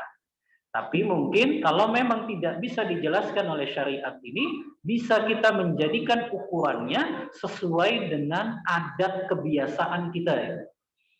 Berarti kita ambil dari uruf saja. Biasanya wanita itu kalau sudah memasuki usia lansia itu usia berapa Ibu? 80 ya? Hah? 60 sudah? 60 mah masih ada hasrat Ibu ingin menikah. Ya. Kan belum lama tuh ada beritanya nenek-nenek menikah. Ya, kayaknya usianya masih 60-an. Ya. Ya mungkin batasannya sekitar 80 lah Ibu, ya. 80 itu biasanya sudah nggak punya hasrat lagi untuk menikah. Ya. Kita ambil secara umum Ibu, ya. Jadi jangan ada satu kasus itu Ustaz, ada tuh perempuan 80 tahun masih nikah gitu. Ya, kita melihat berdasarkan keumuman saja. Keumumannya perempuan itu kalau sudah 80 tahun mungkin tidak ada hasrat lagi. Ya. Tapi beda kalau laki-laki kayaknya nggak ada batasan umurnya Ibu. Ya, ini khusus perempuan saja. Wallahu ta'ala. Yang kedua, mohon penjelasan dari arti surah An-Nur ayat 30 dan 31, di mana di sana disebutkan hendaklah mereka menutup kain kerudung mereka ke leher baju. Emang terjemahannya gitu Ibu? Atau sekitar dada mereka? Apakah ini boleh memakai kerudung pendek asal menutup dada? Emang ada terjemahannya gitu Ibu? Ya. Coba lihat Quran terjemahnya. Apa terjemahannya? Surah An-Nur ayat 30 dan 31.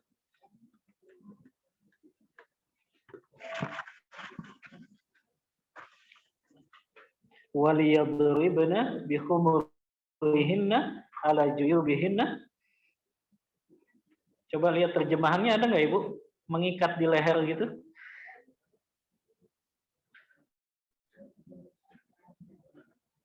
Nah, ada tidak di Quran terjemahannya?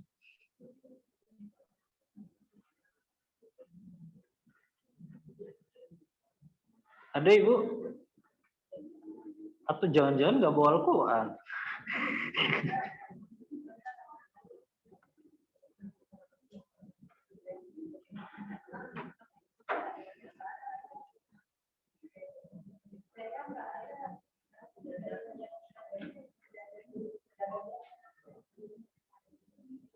Coba Ana buka dulu. Katakanlah kepada orang laki-laki yang beriman, hendaklah mereka menahan pandangannya dan memelihara kemaluannya. Yang demikian itu lebih suci dari mereka. Kemudian katakanlah kepada wanita beriman, hendaklah mereka menahan pandangannya dan memelihara kemaluannya, dan janganlah mereka menampakkan perhiasannya kecuali yang biasa nampak daripadanya. Dan hendaklah mereka menutup kain kerudung ke dadanya, gitu ya. Terjemahannya gitu kan? Jadi nggak ada mengikatkan lehernya, Ibu. Ya, ke leher baju sekitar dada, ya. Apakah maknanya di sini, ya, memakai atau menutup kerudung pendek itu dibolehkan? Wallahu a'lam, Ibu, ya. Makna dari ayat ini, ya, wala yadriban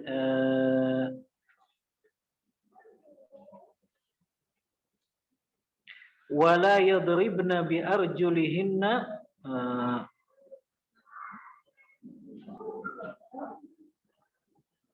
wal yadribna bi khumurihinna ala juyubihin wala yubdina zinatahunna.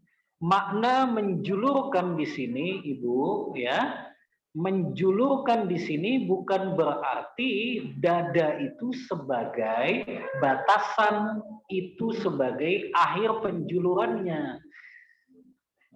Paham nggak maksudnya, Ibu? Jadi menjulurkan ke dada di sini artinya terus, karena bagian dada itu di antara bagian yang terlewati oleh jilbab itu. Tapi bukan maknanya bagian dada ini puncak dari jilbab itu, gitu loh, Ibu. Ya. Di waliyadribna bi khumurihinna ini hanya julurkanlah. Julur itu apa sih, Ibu? Apa? Julur itu apa ya? Memanjangkannya, ya, itu bukan sampai dadanya. Maksudnya dada itu bukan sampai akhirnya, gitu, Ibu. Tapi maknanya menjulurkan di antara bagiannya adalah bagian dada, gitu, yang terkena dengan juluran jilbab kalian, gitu. Tapi kan ada hadis yang menjelaskan bahwasannya pakaian wanita muslimah itu adalah pakaian yang lebar. Karena kemarin sudah kita bahas hadisnya, itu untuk satu wanita, untuk satu jilbab di zaman Rasulullah itu, sahabiah mengatakan itu bisa dipakai untuk menutupi 2 jilbabnya wanita muslimah. Gitu. Artinya kan lebar sekali dan begitu panjang, gitu ya. Maka maknanya di sini bukan berarti batasannya memakai jilbab sampai dada, bukan itu, Ibu. Tapi maknanya terus dia julurkan sampai ke bagian dadanya. Artinya dia panjangkan terus sampai menutup bagian anggota tubuhnya, baik depan maupun belakangnya, itu tertutupi. Ya, maka itu makna yang lebih benar, Ibu. Jadi bukan makna waliyadribna bi khumurihinna ala juyubihin itu sampai dada saja. Nah, ini salah. Tapi maknanya memanjangkannya sampai dada terus. Ya, bukan berarti dada itu akhir dari penjulurannya. Yang kedua, bagaimana hukum perempuan memakai gelang kaki yang tidak ada bunyi? Emang kalau pakai gelang kaki nggak bunyi, Ibu? Hah? Bukannya bunyi kerincing-kerincing gitu? Oh enggak, itu kalau gelangnya lebih dari 1 kali ya. Akhirnya bunyi kerincing-kerincing. Ya, Allah kan mengatakan wala yubdina zinatahunna illa ma dhahara minha. Ya. Dia tidak boleh, yaitu wanita muslimah, menampakkan kecuali bagian-bagian yang memang diperbolehkan untuk ditampakkan sebagaimana dia memakai perhiasan. Maka kalau dia memakai gelang di kakinya, boleh dengan syarat tadi tidak muncul bunyi ketika dia memakai gelang di kakinya tersebut. Ya, kan memakai gelang kaki juga berarti kan tetap Ibu, bagian kakinya harus tetap tertutup auratnya. Ya. Kemudian, apakah perempuan wanita muslimah yang memajang fotonya di sosmed itu termasuk bertabaruj atau tidak, meskipun fotonya itu dia menutup auratnya dengan sempurna? Fotonya itu kelihatan mukanya, wajahnya. Kalau kelihatan wajahnya dan di wajahnya itu dia tampilkan dandanannya yang luar biasa, maka itu masuk dalam kategori tabaruj. Ya, kalau di dalam fotonya itu dia dalam keadaan berhias dengan wajahnya itu dengan hiasan yang berlebihan tadi, maka itu masuk dalam tabaruj. Dan Anda selalu sampaikan Ibu, jangan pajang foto di sosmed, ya, karena itu akan mendatangkan fitnah. Pajang aja foto di sosmednya itu foto tanaman saja Ibu, foto buah-buahan, ya. Jadi jangan foto Ibu, ya, karena ini akan menimbulkan fitnah, apalagi dia tidak tutupi bagian wajahnya, ya. Jadi kalau fotonya tadi di sosmed dengan dia berhias wajahnya itu, maka itu sama dengan tabarruj, ya. Kecuali dia pajang fotonya di sosmed yang kelihatan kedua matanya saja, ya, maka itu tidak masuk ke dalam tabarruj, ya. Kemudian, apakah ketika seorang perempuan merasa kurang menarik dan kurang cantik bagi laki-laki, apakah boleh dia merasa lebih aman dari fitnah yang mungkin akan dia timbulkan bagi laki-laki karena dia merasa dirinya tidak cantik? Itu kan bagi ibu nggak cantik, bagi laki-laki lain bisa jadi cantik gitu, ya. Jadi walaupun ibu menganggap saya kan nggak cantik Ustadz, ya, kalau gitu nggak apa-apa saya berhias keluar rumah, enggak, tetap nggak boleh, karena cantik dan jelek itu kan relatif Ibu, ya.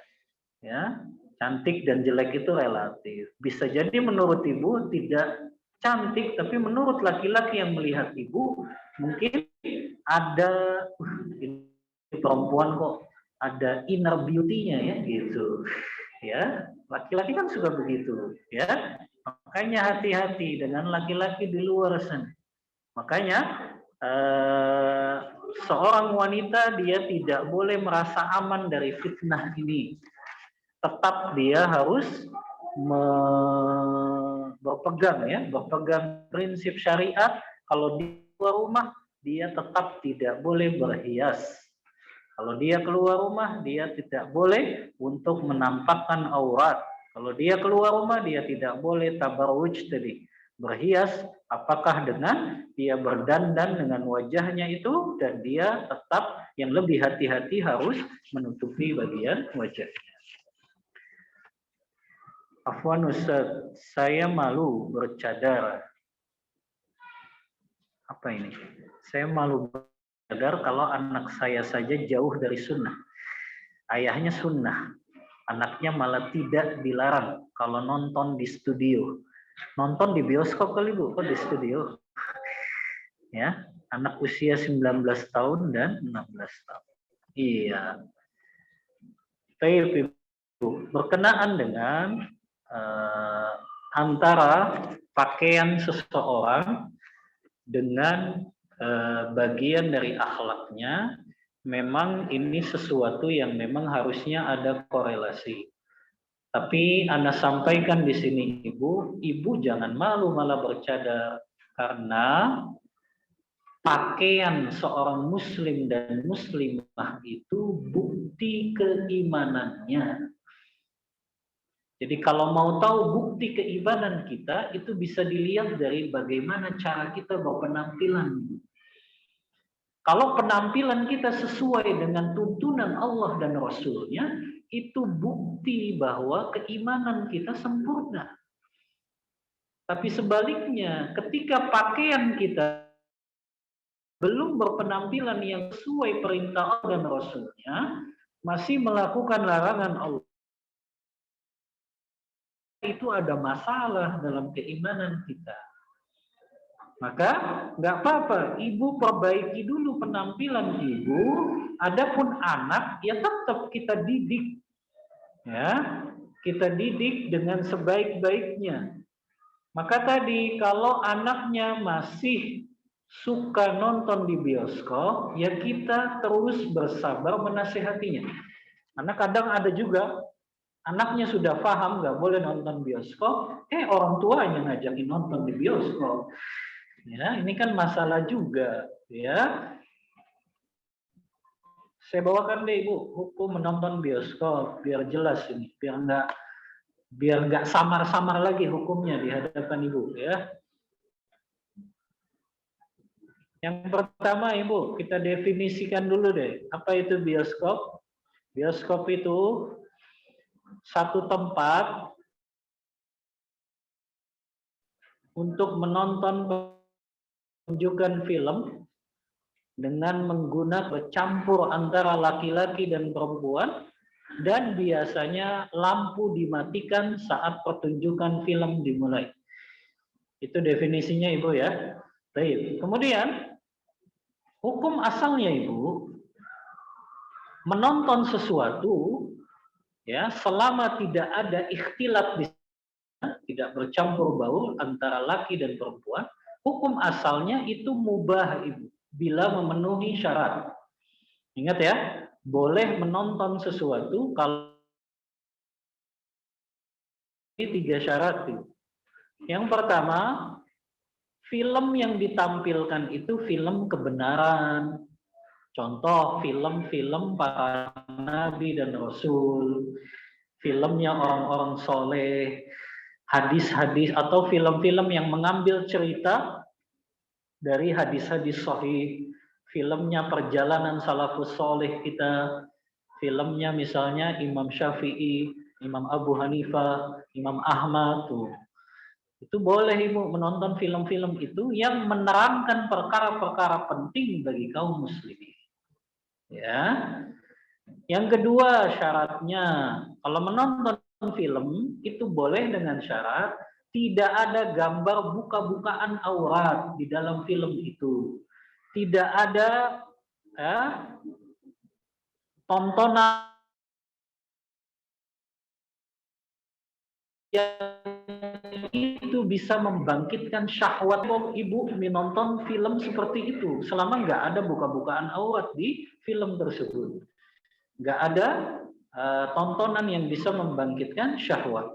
Yang ketiga, nah ini Ibu, ya, penonton laki-laki dan perempuan kalau itu bukan mahram dipisah. Ada nggak bioskop yang laki dan perempuan dipisah Ibu duduknya? Nggak ada, ya. Maka selama belum ada bioskop yang seperti itu dan tampilan filmnya juga masih membuka aurat, berarti ibu belum boleh nonton di bioskop. Ya, tinggal buat aja sih ibu di rumah gitu. Ya, kenapa sih harus ke bioskop? Kan enak nonton di rumah bareng-bareng. Kalau kurang besar, pakai infocus ibu. Ya, tinggal layarkan saja itu ke tembok rumah kita. Ya, bahkan ada produk itu, anak ditawarin itu produk dari Apple itu katanya ada bentuknya kecil kayak HP tapi dia fungsinya sebagai infocus. Jadi bisa membesarkan di dinding kita itu, ya. Tapi tetap Ibu ya, tontonan yang ditonton tadi, tontonan yang tidak mengumbar aurat dan juga tidak membangkitkan syahwat penontonnya. Maka ibu yang bertanya ini sudah awali dengan ibu memakai pakaian yang tadi, memakai cadar, nggak perlu malu. Nanti lama kelamaan Allah akan perbaiki insya Allah ya. Dengan ibu sudah menyempurnakan menutup auratnya, tinggal ibu berdoa saja agar suami dan istrinya juga lama-lama bisa mendapatkan petunjuk mengenal dakwah tauhid dan sunnah. Ya. Kemudian minta tolong dijelaskan perjalanan ditemani mahram untuk wanita. Karena saat ini untuk sehari-hari terkadang suami tidak bisa selalu menyertai untuk keperluan seminar atau bisnis di dalam kota. Atau misalnya menjemput anak saat di pondok. Iya. Jazakillah khairan. Jadi begini, ini harus difahami ya. Seorang wanita muslimah yang dia wajib ditemani mahramnya itu apabila dia dalam keadaan safar, Ibu. Definisi safar itu kata ulama, kalau perjalanannya yang akan dia tuju menempuh minimal 65 km. Berarti kalau perempuan itu pergi kurang dari perjalanan 85 km masih dibolehkan, Ibu. Ya. Walaupun memang yang lebih hati-hati dia tetap didampingi mahramnya.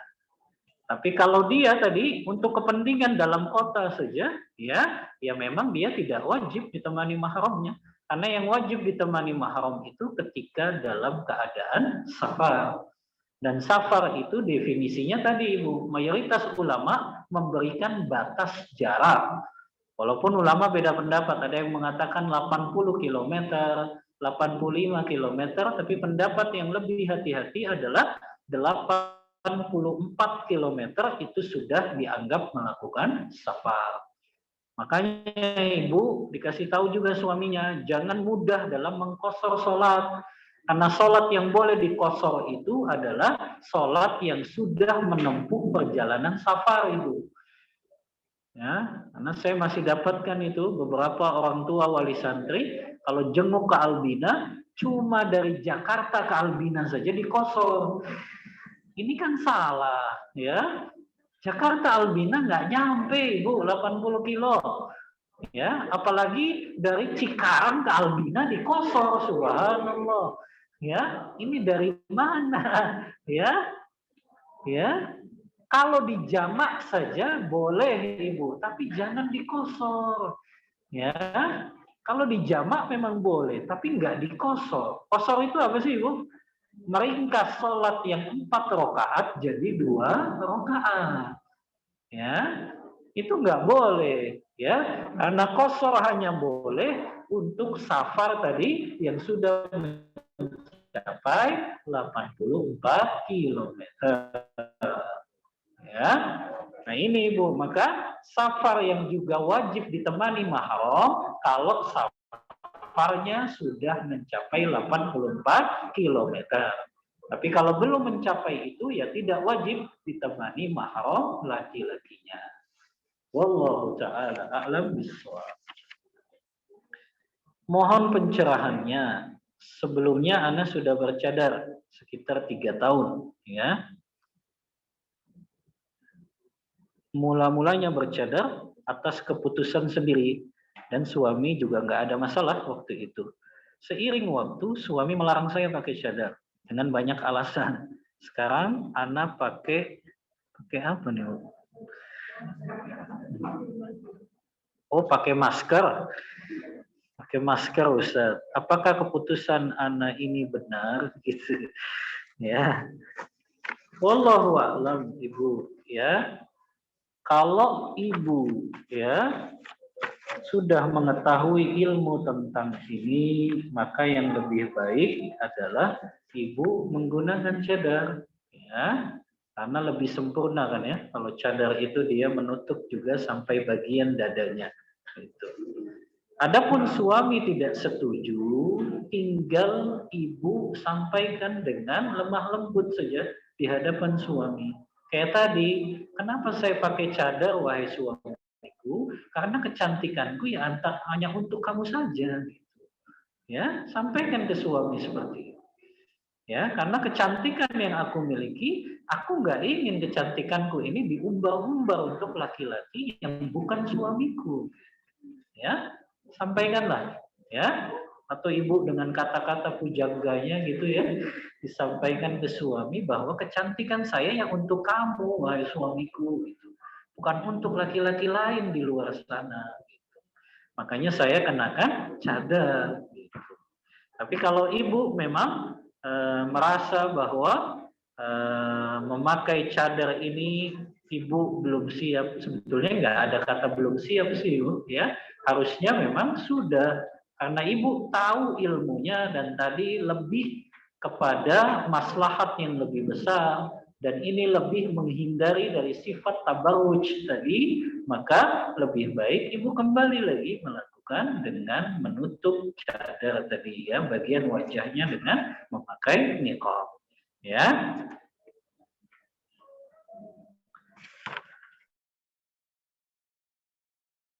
Salah, wallahu a'lam. Kalau sekarang masih pakai masker ya nggak apa-apa lah, masih ada yang tertutup wajahnya. Tapi yang lebih afdol adalah ibu kembali lagi dengan menggunakan niqabnya. Ya. Ustadz mau tanya, bagaimana hukum menyekolahkan anak laki-laki ke perguruan tinggi umum yang di sana pastinya bercampur baur dengan laki dan perempuan ketika di kelas ataupun ketika ada kegiatan kampus. Karena hampir semua perguruan tinggi umum kondisinya demikian. Mohon sarannya Ustaz. Iya. Jazakillah khairan. Pertanyaan yang sangat bermanfaat. Yang pertama, Ibu, ya, ketika kita menyekolahkan anak kita, kita harus tahu dulu tujuannya apa ini. Ada tidak tujuan dari kita menyekolahkan anak kita ini yang berkaitan dengan kemaslahatan kaum muslimin. Ya, maka kalaupun itu belajar ilmu umum, Ibu, tapi kita niatnya agar anak kita ini memberikan manfaat untuk kaum muslimin di negara kita, ya hukumnya nggak masalah, mubah. Hanya saja dibekali dengan ilmu agama dan syariat yang baik agar anak-anak kita ketika kuliah di kampus umum tersebut mereka bisa menjadi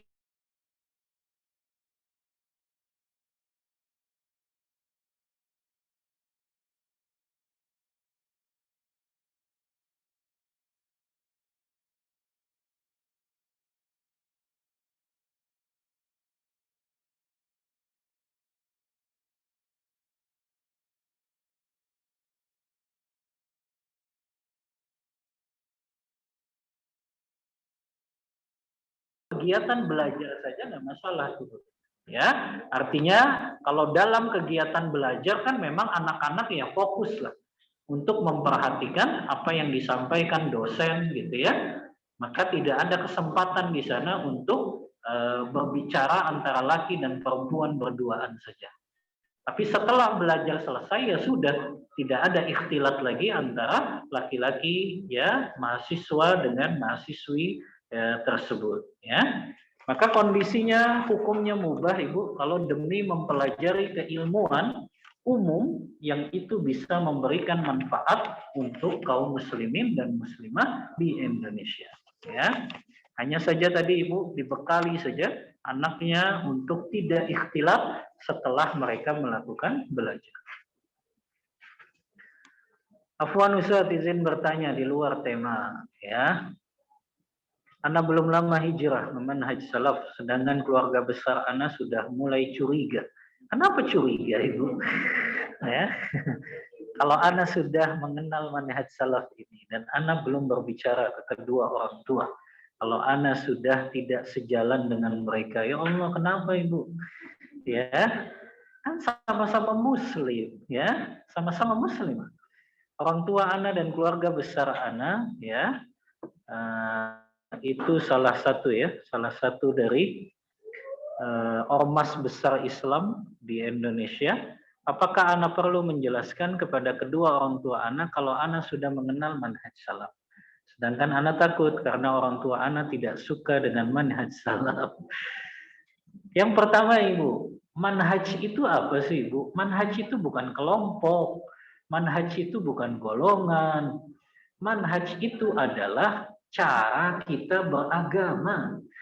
Kan itu saja. Cara kita beragama mengikuti pemahamannya para sahabat, para tabi'in, dan para tabi'ut tabi'in. Jadi ini ya harus digarisbawahi. Manhaj itu bukan kelompok, bukan golongan. Tapi manhaj itu cara kita beragama. Bahwa kita ketika menafsirkan Al-Quran tidak menafsirkan sesuai hawa nafsu, tidak sesuai akal logika, tidak sesuai perasaan, tapi kita mengikuti pemahamannya para sahabat. Kan begitu. Ketika kita menafsirkan hadis Rasulullah, kita mengikuti penafsirannya para sahabat. Ya, maka di sini nggak perlu seperti kita memberi jarak, Ibu. Mentang-mentang di kalangan kerabat kita misalnya dia masih tentu, kemudian kita jaga jarak dengan mereka, nggak perlu Ibu. Yang penting kan pemahaman kita adalah pemahaman yang sesuai dengan pemahaman para sahabat.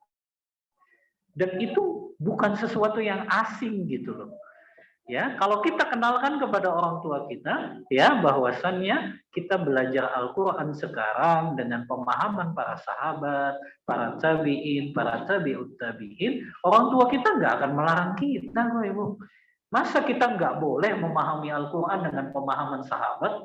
Bukankah itu justru perintah Allah dan Rasulnya kan? Ya, maka nggak mungkin kayaknya kalau kita memahami manhaj salaf ini tidak salah, insya Allah mereka bisa nerima. Ya, jadi jangan merasa ketika kita sudah memiliki pemahaman dengan manhaj salaf ini, kemudian kita malah menjaga jarak dengan orang-orang yang kita anggap mereka belum ya mengenal manhaj salaf ini. Bermuamalah kan nggak masalah Ibu, ya. Dan yang paling penting adalah kalau kita sudah mengenal manhaj salaf ini adalah kita memiliki akhlak yang mulia. Jadi dakwahnya dengan akhlak saja Ibu. Orang tua kita itu nggak akan bisa kita nasihati. Namanya orang tua. Dia akan merasa, oh saya lebih tua, kamu ini kan masih anak-anak, kan begitu. Maka yang paling bisa untuk kita dakwahkan orang tua kita, yang dengan akhlak kita. Ibu setelah mengenal manhaj salaf semakin lemah lembut kepada ibunya, semakin lemah lembut kepada orang tuanya, semakin mudah memberikan hadiah kepada mereka, gitu ya. Semakin lancar transferannya, gitu ya. Nah, kan begitu harusnya. Jadi dakwahnya sebetulnya cukup dengan akhlak kok Ibu. Mereka akan melihat, ini anak saya kok berubah gini, tapi akhlaknya semakin baik ya. Ini kok anak saya kok sekarang jadi pakai cadar, tapi memang akhlaknya semakin baik gitu. Ya, malah lama kelamaan kan ibunya nanya, kamu ngaji di mana nak? Ibu mau ikut dong kan gitu. Ya, ngaji di mana sih? Saya mau ikut dong kan gitu.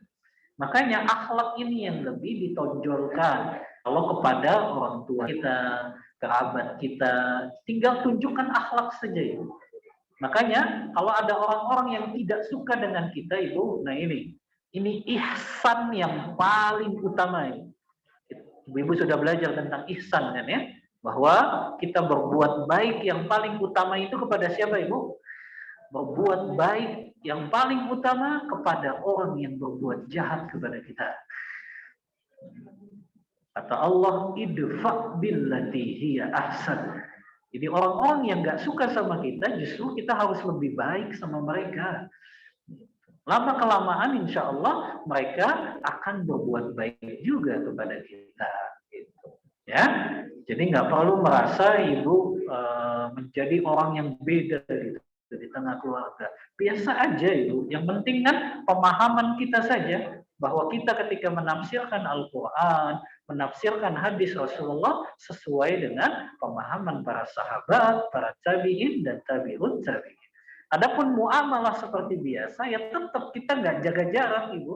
Tetap kalau ada yang susah di antara mereka kita tolong, ada yang butuh bantuan kita bantu. Bahkan mungkin kita yang paling berperan kalau ada temu keluarga gitu ya, kumpul keluarga, kita yang paling berperan di situ. Supaya orang tahu, oh ternyata setelah mengenal manhaj yang benar ini akhlak yang disukai justru oleh orang-orang yang awalnya tidak suka kepada kita. Kemudian bagaimana di sekolah anak SD dicampur laki dan perempuan dari kelas 1 sampai 6? Bagaimana kami sebagai orang tua wali murid ya? Dan ini sekolah sunnah digabung. Laki dan perempuannya digabung. Setahu anak kalau sudah mengenal sunnah itu SD pun sudah dipisah, tapi mungkin SD-nya dari kelas 4 gitu ya yang dipisah. Ya, kalau dari 1 2 3 ya nggak dipisah lah karena mereka belum balik. Ya, tapi kalau sudah 4 5 6 ya harusnya dipisah juga. Gitu ya. Jadi kalau bisa ya cari sekolah yang kelas 4 5 6-nya dipisah gitu ya. Tapi kalau memang tidak bisa mendapatkan sekolah yang seperti itu, maka ibu-ibu di rumah sudah menanamkan agar menjaga jarak dengan lawan jenisnya. Ibu-ibu kasih tahu, jaga jarak ya dengan lawan jenis kamu. Kamu main dengan lawan jenis sesama wanita. Ya, kalau sudah kelas 4 5 6 apalagi kelas 4 biasanya sudah mengalami haid gitu. Maka ini berbahaya untuk mencegah terjadinya perburukan itu, maka dari rumahnya kita lawan jenis kamu. Tapi kamu bermanmu yang wanita. Ya, Allah Ta'ala a'lam bishawab. Mohon maaf ya. Mudah-mudahan Allah Subhanahu wa taala memberikan kita kekuatan untuk mengamalkan ilmu yang kita pelajari ini. Insyaallah kita akan berjumpa lagi di Selasa pekan depan. Kita akan menghatamkan, menyelesaikan kitab tentang tabarruj ini. Wassallallahu ala nabiyyina Muhammadin wa ala alihi wa sahbihi wasallam. Kita tutup kajian kita dengan membaca doa kafaratul majlis. Subhanakallahumma wa bihamdik asyhadu an la ilaha illa anta astaghfiruka wa atubu ilaik. Walhamdulillahi rabbil alamin. Wassalamu alaikum warahmatullahi wabarakatuh.